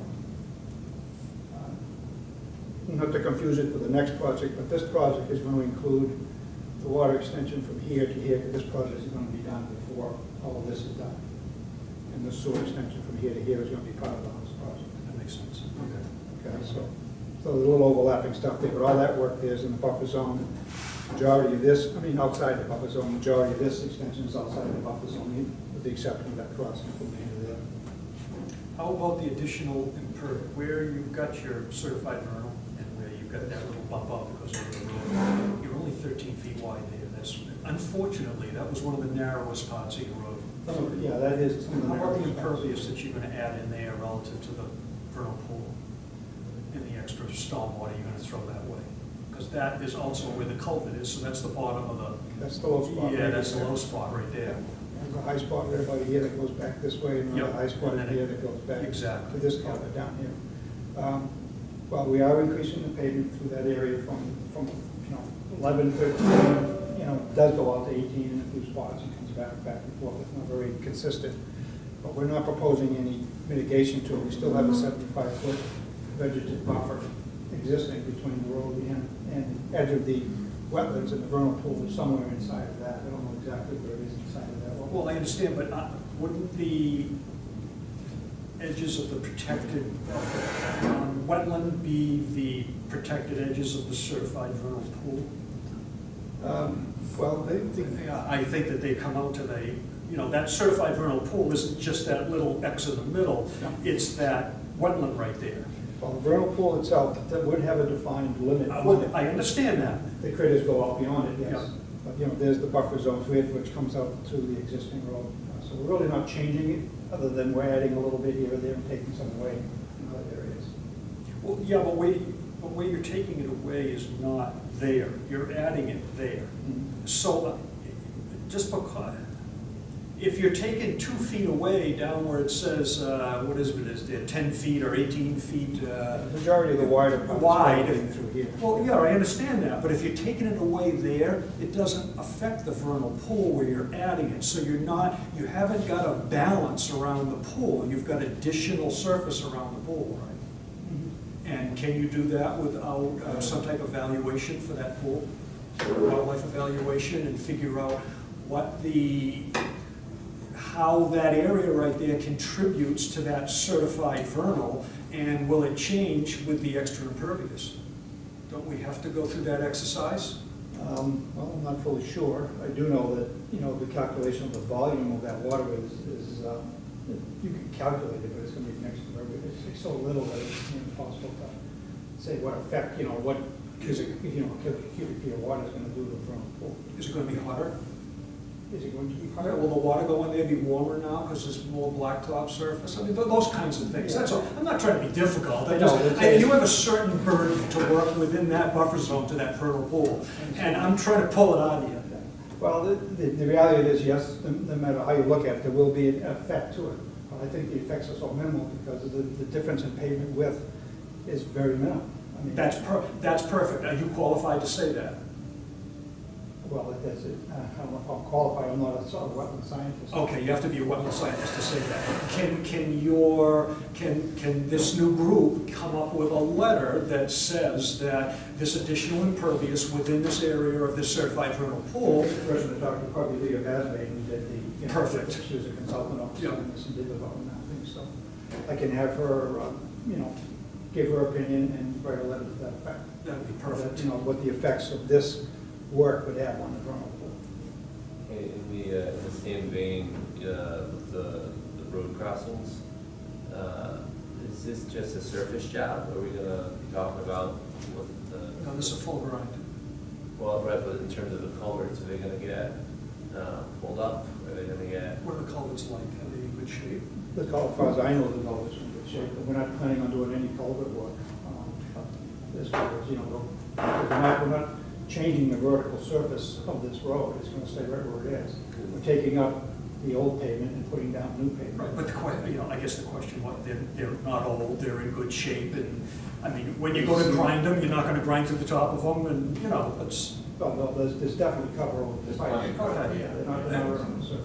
I guess my question is, has anyone looked up them to see if they're worth keeping? Well, just as an aside, part of our proposal here, there is a long-term maintenance plan with this, and that's to inspect these things on a regular basis. I saw that. And so they will be inspected during and after the process forever. But I guess, so how they are right now not is- really my question. Prior to, we can do an inspection of the culvert. Yeah, I guess my question was, once you start down this path, are you gonna look at these culverts and go, that one's been there since the school? We gotta pull this up and put a new one in. That was my only question, whether they're suitable to cover over with new blacktop, or whether you're gonna be replacing them. The plan is not to replace them. We'll have to make an inspection to see. That might be a conversation piece with adding the impervious near the vernal pool to bring the culverts more up in keeping with, the current thinking, because if they're as old as the road, that road, This section of road is probably mid-80s. that would probably undersize culverts to begin with. Oh, this one here is a 24-inch, that's not a little one. This one's a 12-inch, I believe. Do you know what's upstream of the one with the green line on it? This one here? Yeah, do you know what goes upstream from there? Yeah, we do. We did a project right here a couple of Yeah. years ago, which you guys looked at, and there's a common drive, there's two houses right here, then there's a stone wall. On the other side of the stone wall, there's a wetland area, and that drains into actually a pipe culvert that comes together. There's been a heavy hand man up in there. Mm. Let's put it that way. Yeah. There's another stone wall. Yeah. Because, yeah, we went through a vernal pool thing, when we were paving, and, whereas the 100-foot buffer for BPW is more easily, worked within, the vernal pool was a hard line in that case. space, and we ended up taking 10,000 square feet off of a project because of where the flags fell.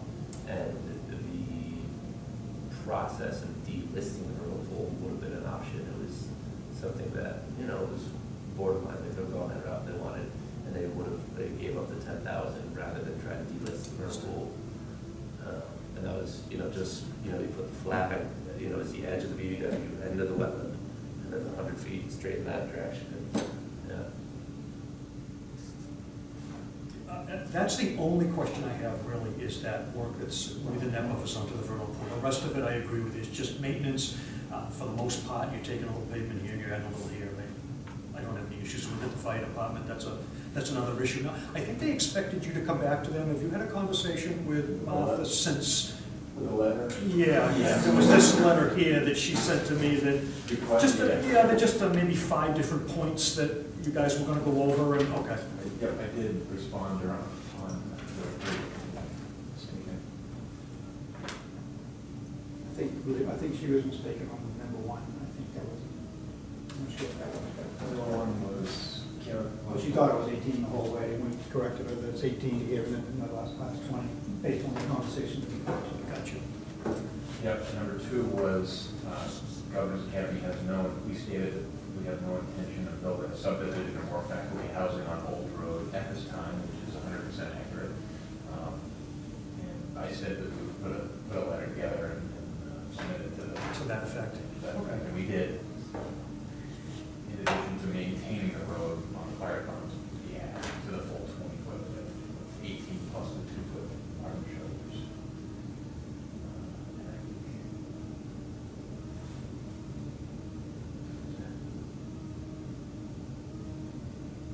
Yeah, the last one was about the water, extending the water main from where it ends currently, maybe here, and connecting, so there's a loop. That's a great idea. Which is a great idea. So it's a good idea. Any other questions or comments for this particular plan before we move on to the house plan? Then it would be my recommendation to the board that we continue this hearing to March 19th.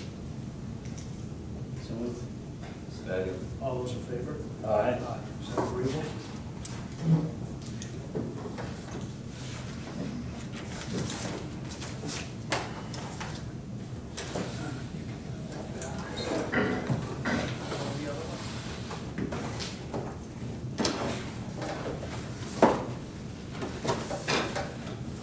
This one is a notice of intent to construct a single-family home from the Governor's Academy at 8 Old Road. Just to point you where we are on this road, this being Old Road, the new house is going to be right in this general area. So as we get back to here, that is the same wetland line that you see in that one. So I'll just go obviously to show the detail. So what we're proposing is a single-family house with some work within the buffer zone of the BBW. Part of the project also includes extending the water main succession from that culvert area to here, giving them service with a hydrant, new hydrant there, and extending the sewer up from the existing manhole here up to this new manhole here, and then a service connection to the thing. We provided a profile to show how that works, how the connection would work. So that will provide water and sewer to the project. Simple 2-bedroom or 3? 3. 3-bedroom house with an attached garage, driveway and walkway. We've tried to mitigate a little bit with putting kind of a retaining wall here to help, so we wouldn't grade out any closer to, there's a swale actually that runs down between these two homes, these 2 spots, and then of course the buffer zone there. So it's a pretty simple, straightforward project. The house is going to be a walkout back, and that's why we got these little retaining walls here to give you a walkout. At grade of the back of the slope is gently down towards the wetland area. Our closest clearing area is about 60 feet from the BBW. The house itself is about 85 feet from the BBW. And that's pretty much what we're proposing at this time. And again, this is the same wetland line flag while you leave as being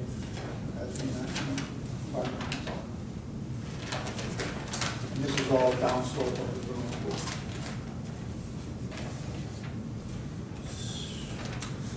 So what are the regs and requirements in play in terms of, you know, frontage and, you know, pushback from the road and all that? Well, in this particular case, there really are no lot lines in this area. I mean, They don't know. governors own all the area around there. So there's no radical right of way. Are you talking about more relative to a street setback though? And- Yeah, just like in terms of, you know, there's always constraints in where buildings, you know, they've got bump off of this and bump off of that, and they pinball into this little building envelope.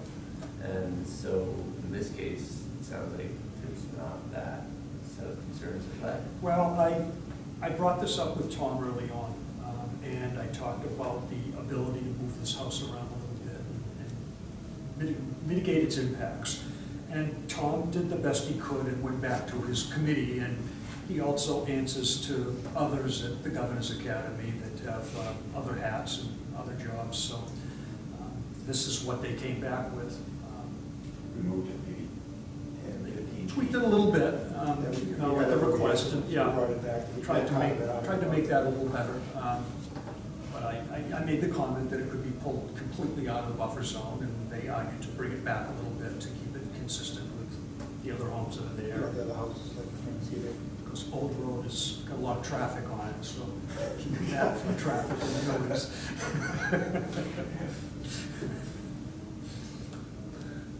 Yes, the tractor trailers in the middle of the night are very rude.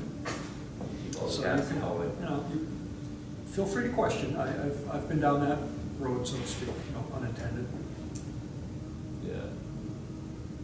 Yeah, so, I mean, you guys get the gist of it. Do you want to speak to that? Yeah, I mean, I think Doug explained, we did have the first version, the first site plan where we placed the home with it. The structure was about 15 feet further into the buffer zone, and Doug and I discussed it, and we tweaked it back a little bit. I went back to the school's administration, and their desire is to keep it sort of reasonable, or not reasonable, it's up to your own judgment, but consistent. In their eyes. Yeah, consistent setback from the road to the other homes that are existing on Old Road. And we did do a sort of a survey of all the houses. They're ranging in 70 to 100 feet back from Old Road, and I think this is in 60, 61 feet, if I recall. You know, I felt as though that once I talked to Tom, I got some movement on it, so it was a compromise on their part. At that point there, I thought, that's something we do on a regular basis. Yeah. And there's no regulation that we have to say no. So at this point here, with a little bit of flexibility on their part and knowing that it's common in town, I stopped pushing.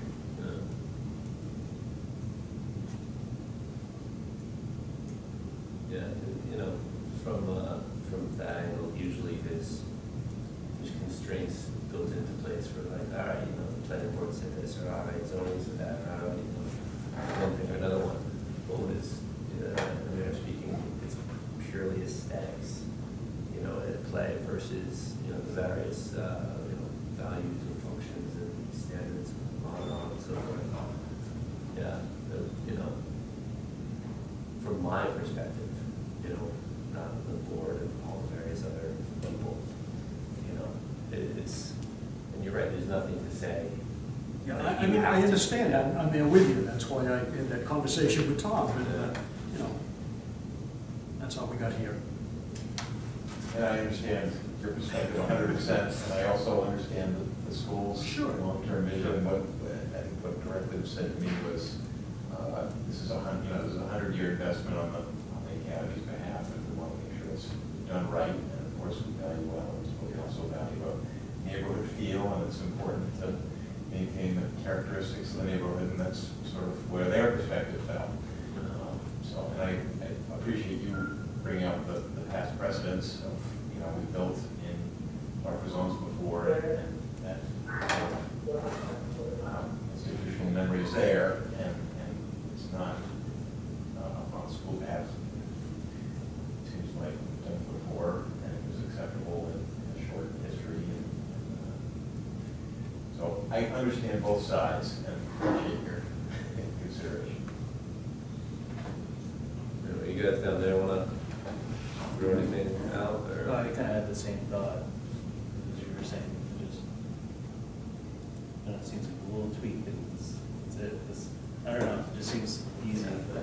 Not like I know it's not, I know it's not necessarily, it just seems easy looking at it on a piece of paper, but, Yeah. Like in a manner of speaking, I think, let's just say we all voted no, right? And you appealed it, you wouldn't appeal, more or less. Would be my feeling, but still just like, there's a nice big patch of woods, big hole in it.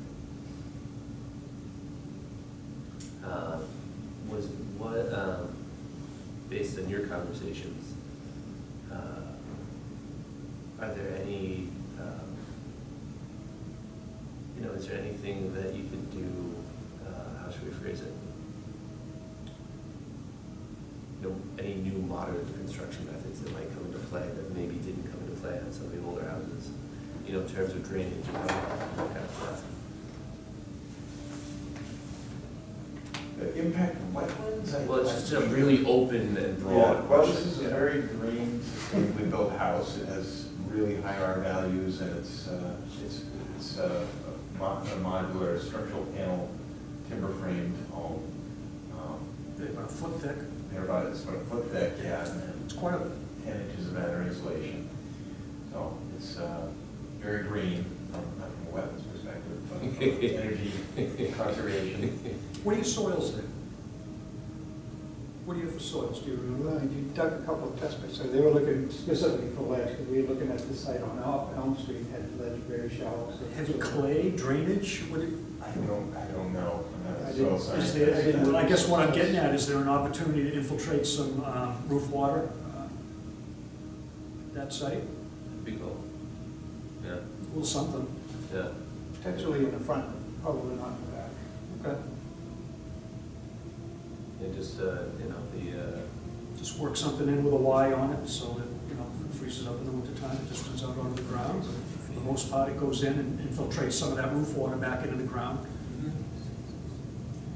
There were a couple of feet of fill here in the front to bring it up to the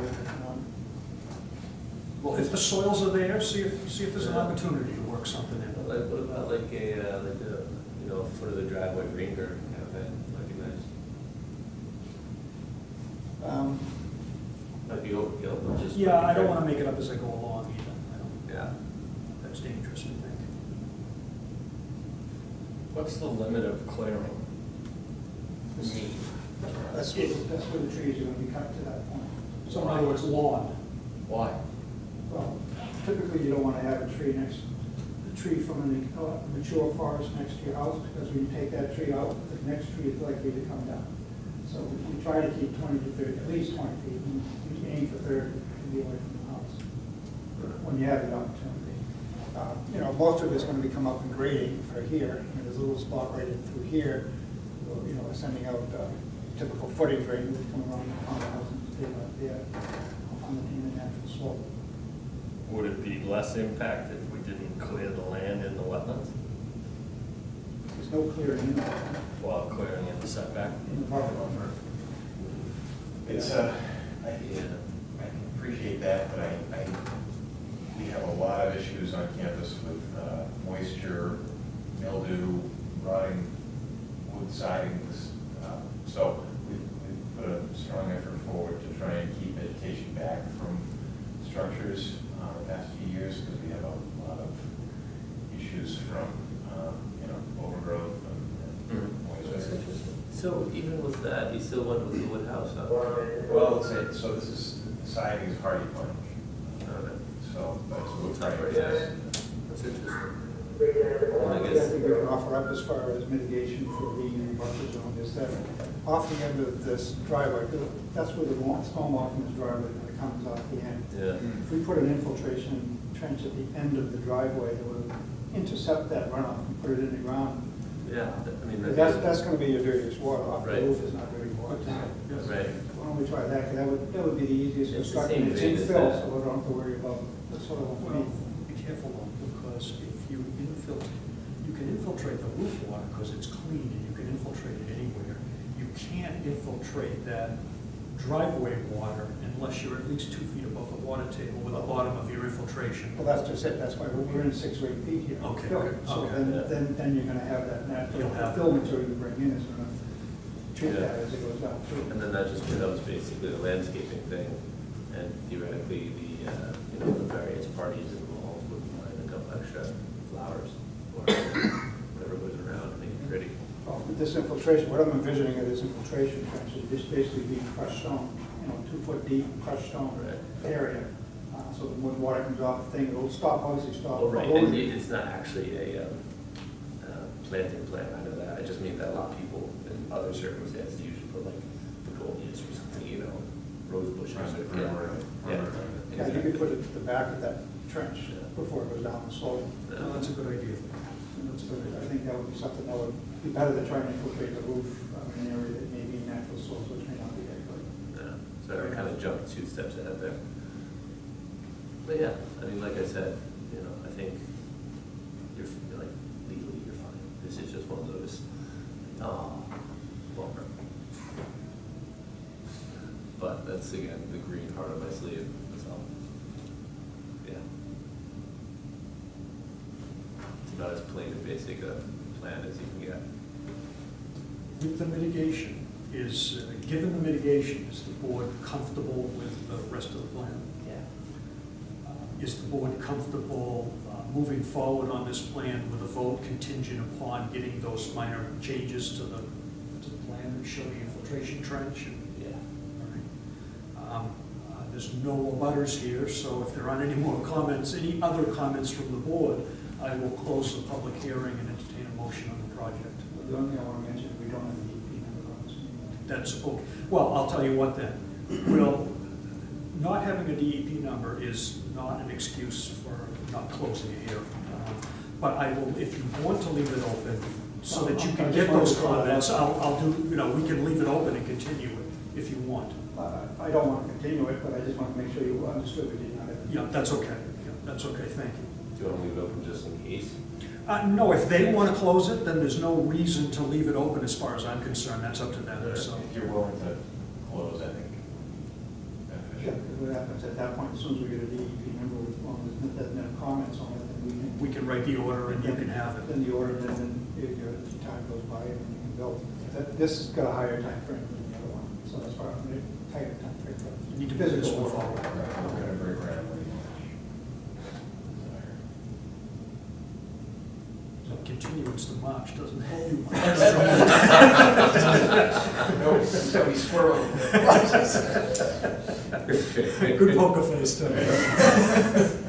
Again, I will close the public hearing and entertain a motion. What are you motioning you in? This is.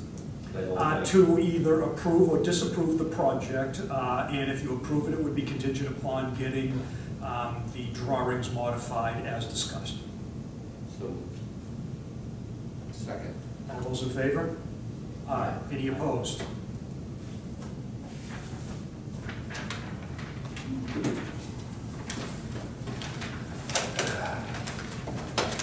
thank you for hearing me. No, thanks. You know, Good team out of Because, like I said, as is, I love these elastics, by the way.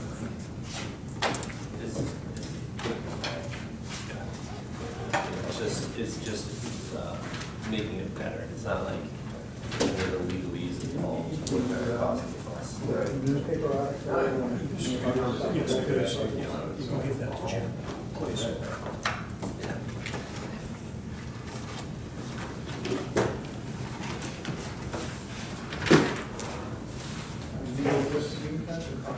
Oh, yeah. Thank you, sir. Thank you. Whatever you want to do, as long as it's important that it's got. See you next month.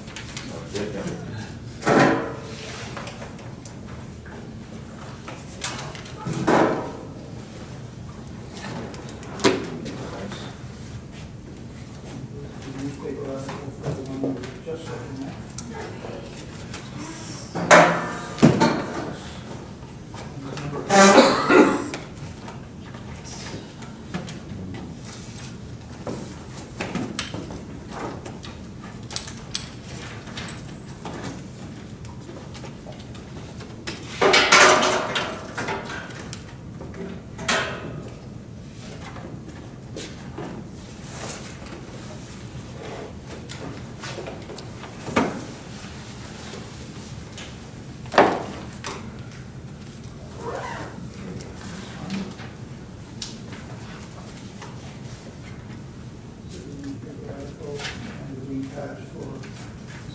be a goldfish for Old Road. These are the two which we did not get back. I'm just saying no. Then what's the cheaper option?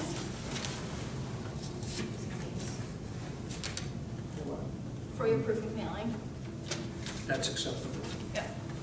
All they do, you fill it out, and then the post office stamps this saying that it was mailed, and you get this back, and it only costs you like, maybe like 40 cents per, As opposed to going certified.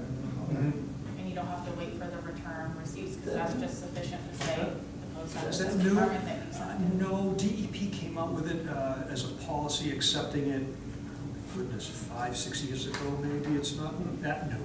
Well, Somewhat new for this process, I but mean, not. I've been to a lot of Concom style things, and nobody's got that up. And so it's much less than, it's less than half the cost. Yeah. Yeah, it's 980 or something, like 680 or You something. know, like when you get like the stacks of green cards, you know, they're really big, you know, that's like $1,000 worth of mailing machines. Yeah. Some probably, it's a condominium complex. Yeah.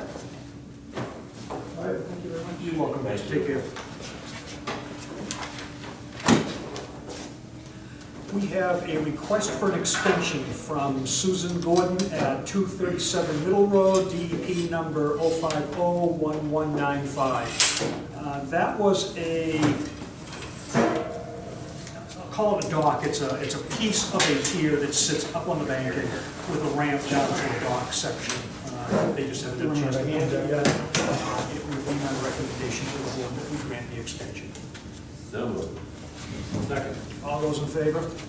Aye. Any opposed?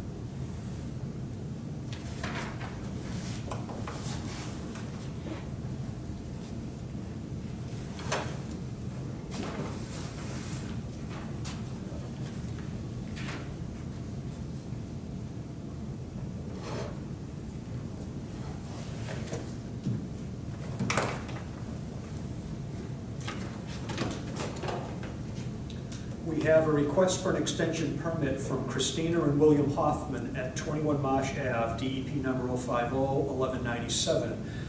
It's for the same thing, it's for a pier. It took them quite a while to get their other licenses, so they requested the extension, and it would be my recommendation that we grant it. So moved. Second. All those in favor? Aye. Any opposed?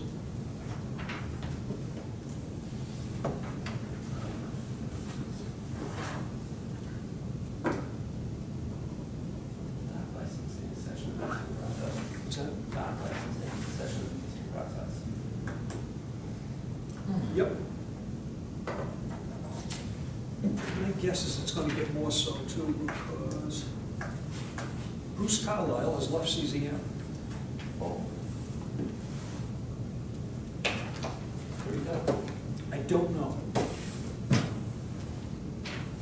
I don't expect his replacement to be quite as gentle. More knowledgeable. He knew his job. He was a good guy. I like him. Thank you. They did much better. CCM was a much better group under Bruce Carlisle than they were under anybody else I've ever seen. Other business, Mass DOT emergency cert. I guess there were some questions last month as to how do we keep this from happening again? Will it happen again? I don't really know. They came to me, and the businesses around the traffic circle all had flooded basements. The water was coming up out of the catch basins and freezing, so it was causing some serious problems around the circle. About 6 or 7 years ago, they lost a cut-ahead in this pipe. The drainage used to come down the MBTA side of the route and then continue all the way out to the river on that side. Well, when they did, actually there were two of them. One went across the street and one went down to the river. They took the one that went down to the river, and it it went away under the MBTA project. How it happened, I'm not sure. So they left this one across the street. This one that went across the street dumped into the place that the Circle Finish was the one that we did the certificate of compliance for. So for years, they couldn't get over there and do anything over there. Every time they went over there to clear their drainage out, I met them out there and stopped them. It was a Tier 1B hazmat site. They couldn't dig there, and they just kept showing up. The message wasn't getting through. So recently they came in, they had this issue. I told them I would write them an emergency cert so they could clear the end of their pipe out. I told them that they will clear the end of the pipe out in a controlled manner so they didn't flood downstream and they didn't do a lot of siltation. They got it clear, they got their cut ahead out of there, and I told them that if they design a project to clear and to clean up the drainage around the traffic circle, that they'd have to come back with it with some notices, whatever the appropriate document was when they came back. So I can't promise that they'll never do it again, but they're aware of it. I know they're not comfortable with that problem out there, so my guess is that they're going to do something to fix it up, but I'm not sure what, when, or any details on it. Yeah, the drainage out there is a mess, and they've got high water. Everything's low out there. It's tough. It's a tough spot, and especially when all their stormwater drained right over to a hazmat site, it really fouled them up for quite some time.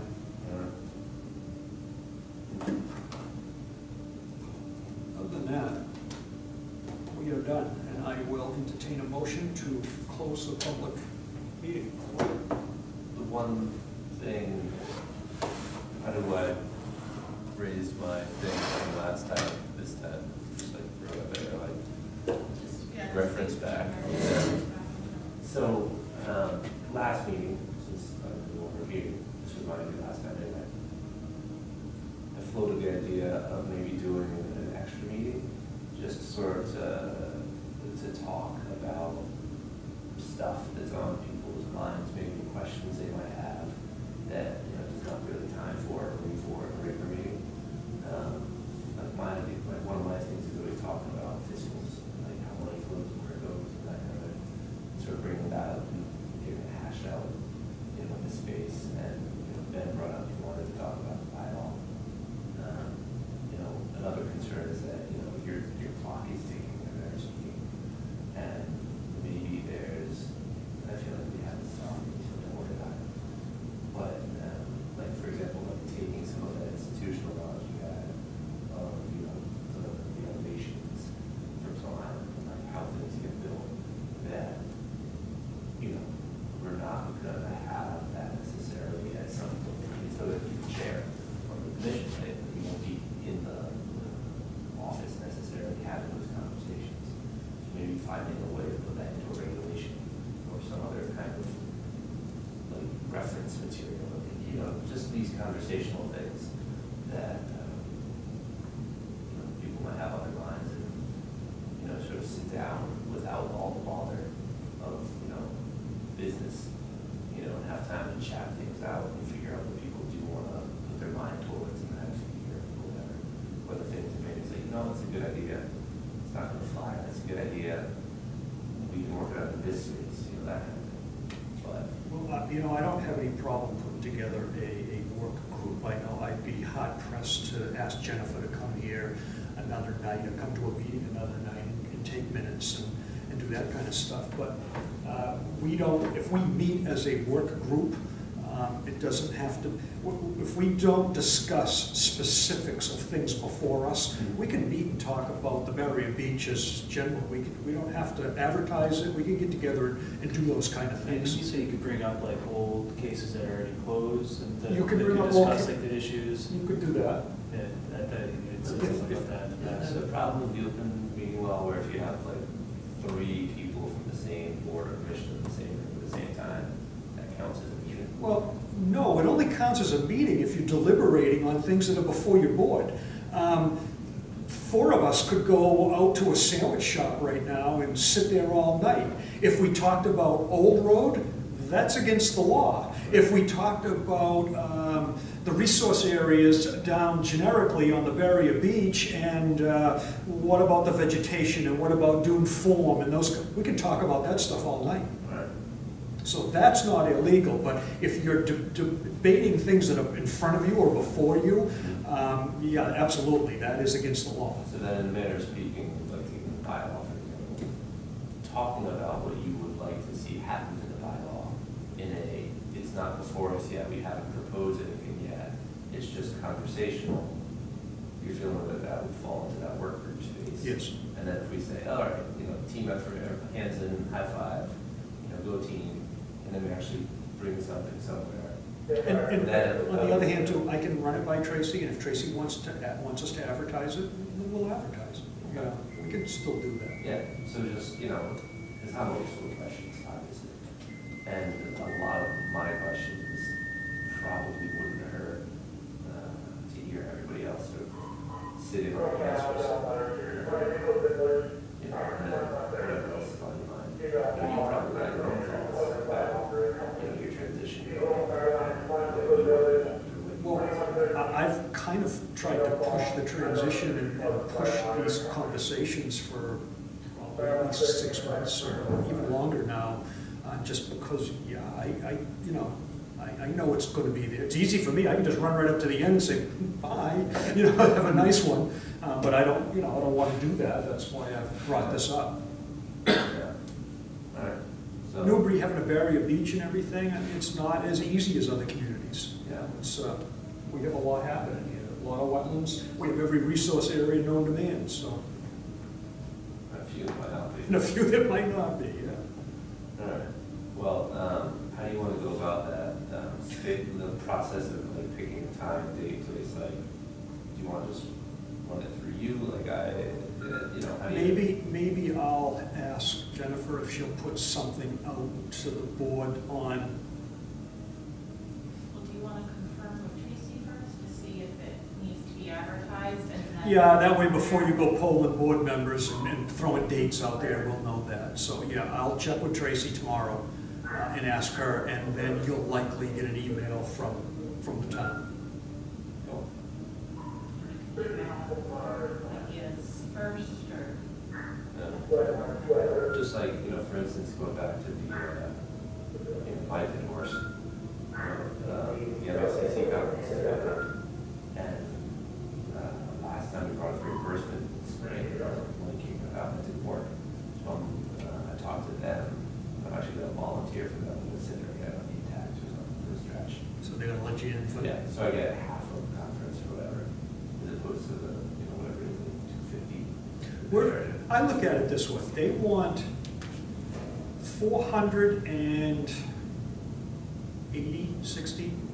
they want $500 from us, plus $60 a member. It takes us up to about $1,000 to join MAC. What's it cost you, $1.25 to go there for the annual meeting? The annual's, I think, like $2 something, the half annual, the fall one is cheaper. It's cheaper. I guess my point is, it's not probably, really a discount. no, it's probably cheaper to send you guys there, whoever wants to go to something like that. And, two, if you're gonna spend the money and go, make it worth your while. I think that someone like you, a lot of those classes are 101. Yeah. You've got that knowledge. done that. Some of the rest of us could certainly benefit from 101. So it depends, you have to kind of pick your class and where your weaknesses and your strengths To are. be fair, some of the class doesn't matter, you be instructors or people that, a good person teaching a good course, doesn't matter what the topic is. Yeah, like soils with Peter, Fletcher, and things like that. Yeah, you can never stop learning on like soil classes, you just keep going back. But anyway, that point being, like let's say one of these guys want to know, right, all the 101s, you get everything out of it. Where's the reimbursement?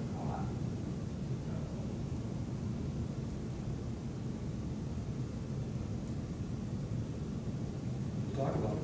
Yeah, exactly. Go Now I'll entertain a motion to close the public meeting. So, second. All those in favor? Aye. Aye.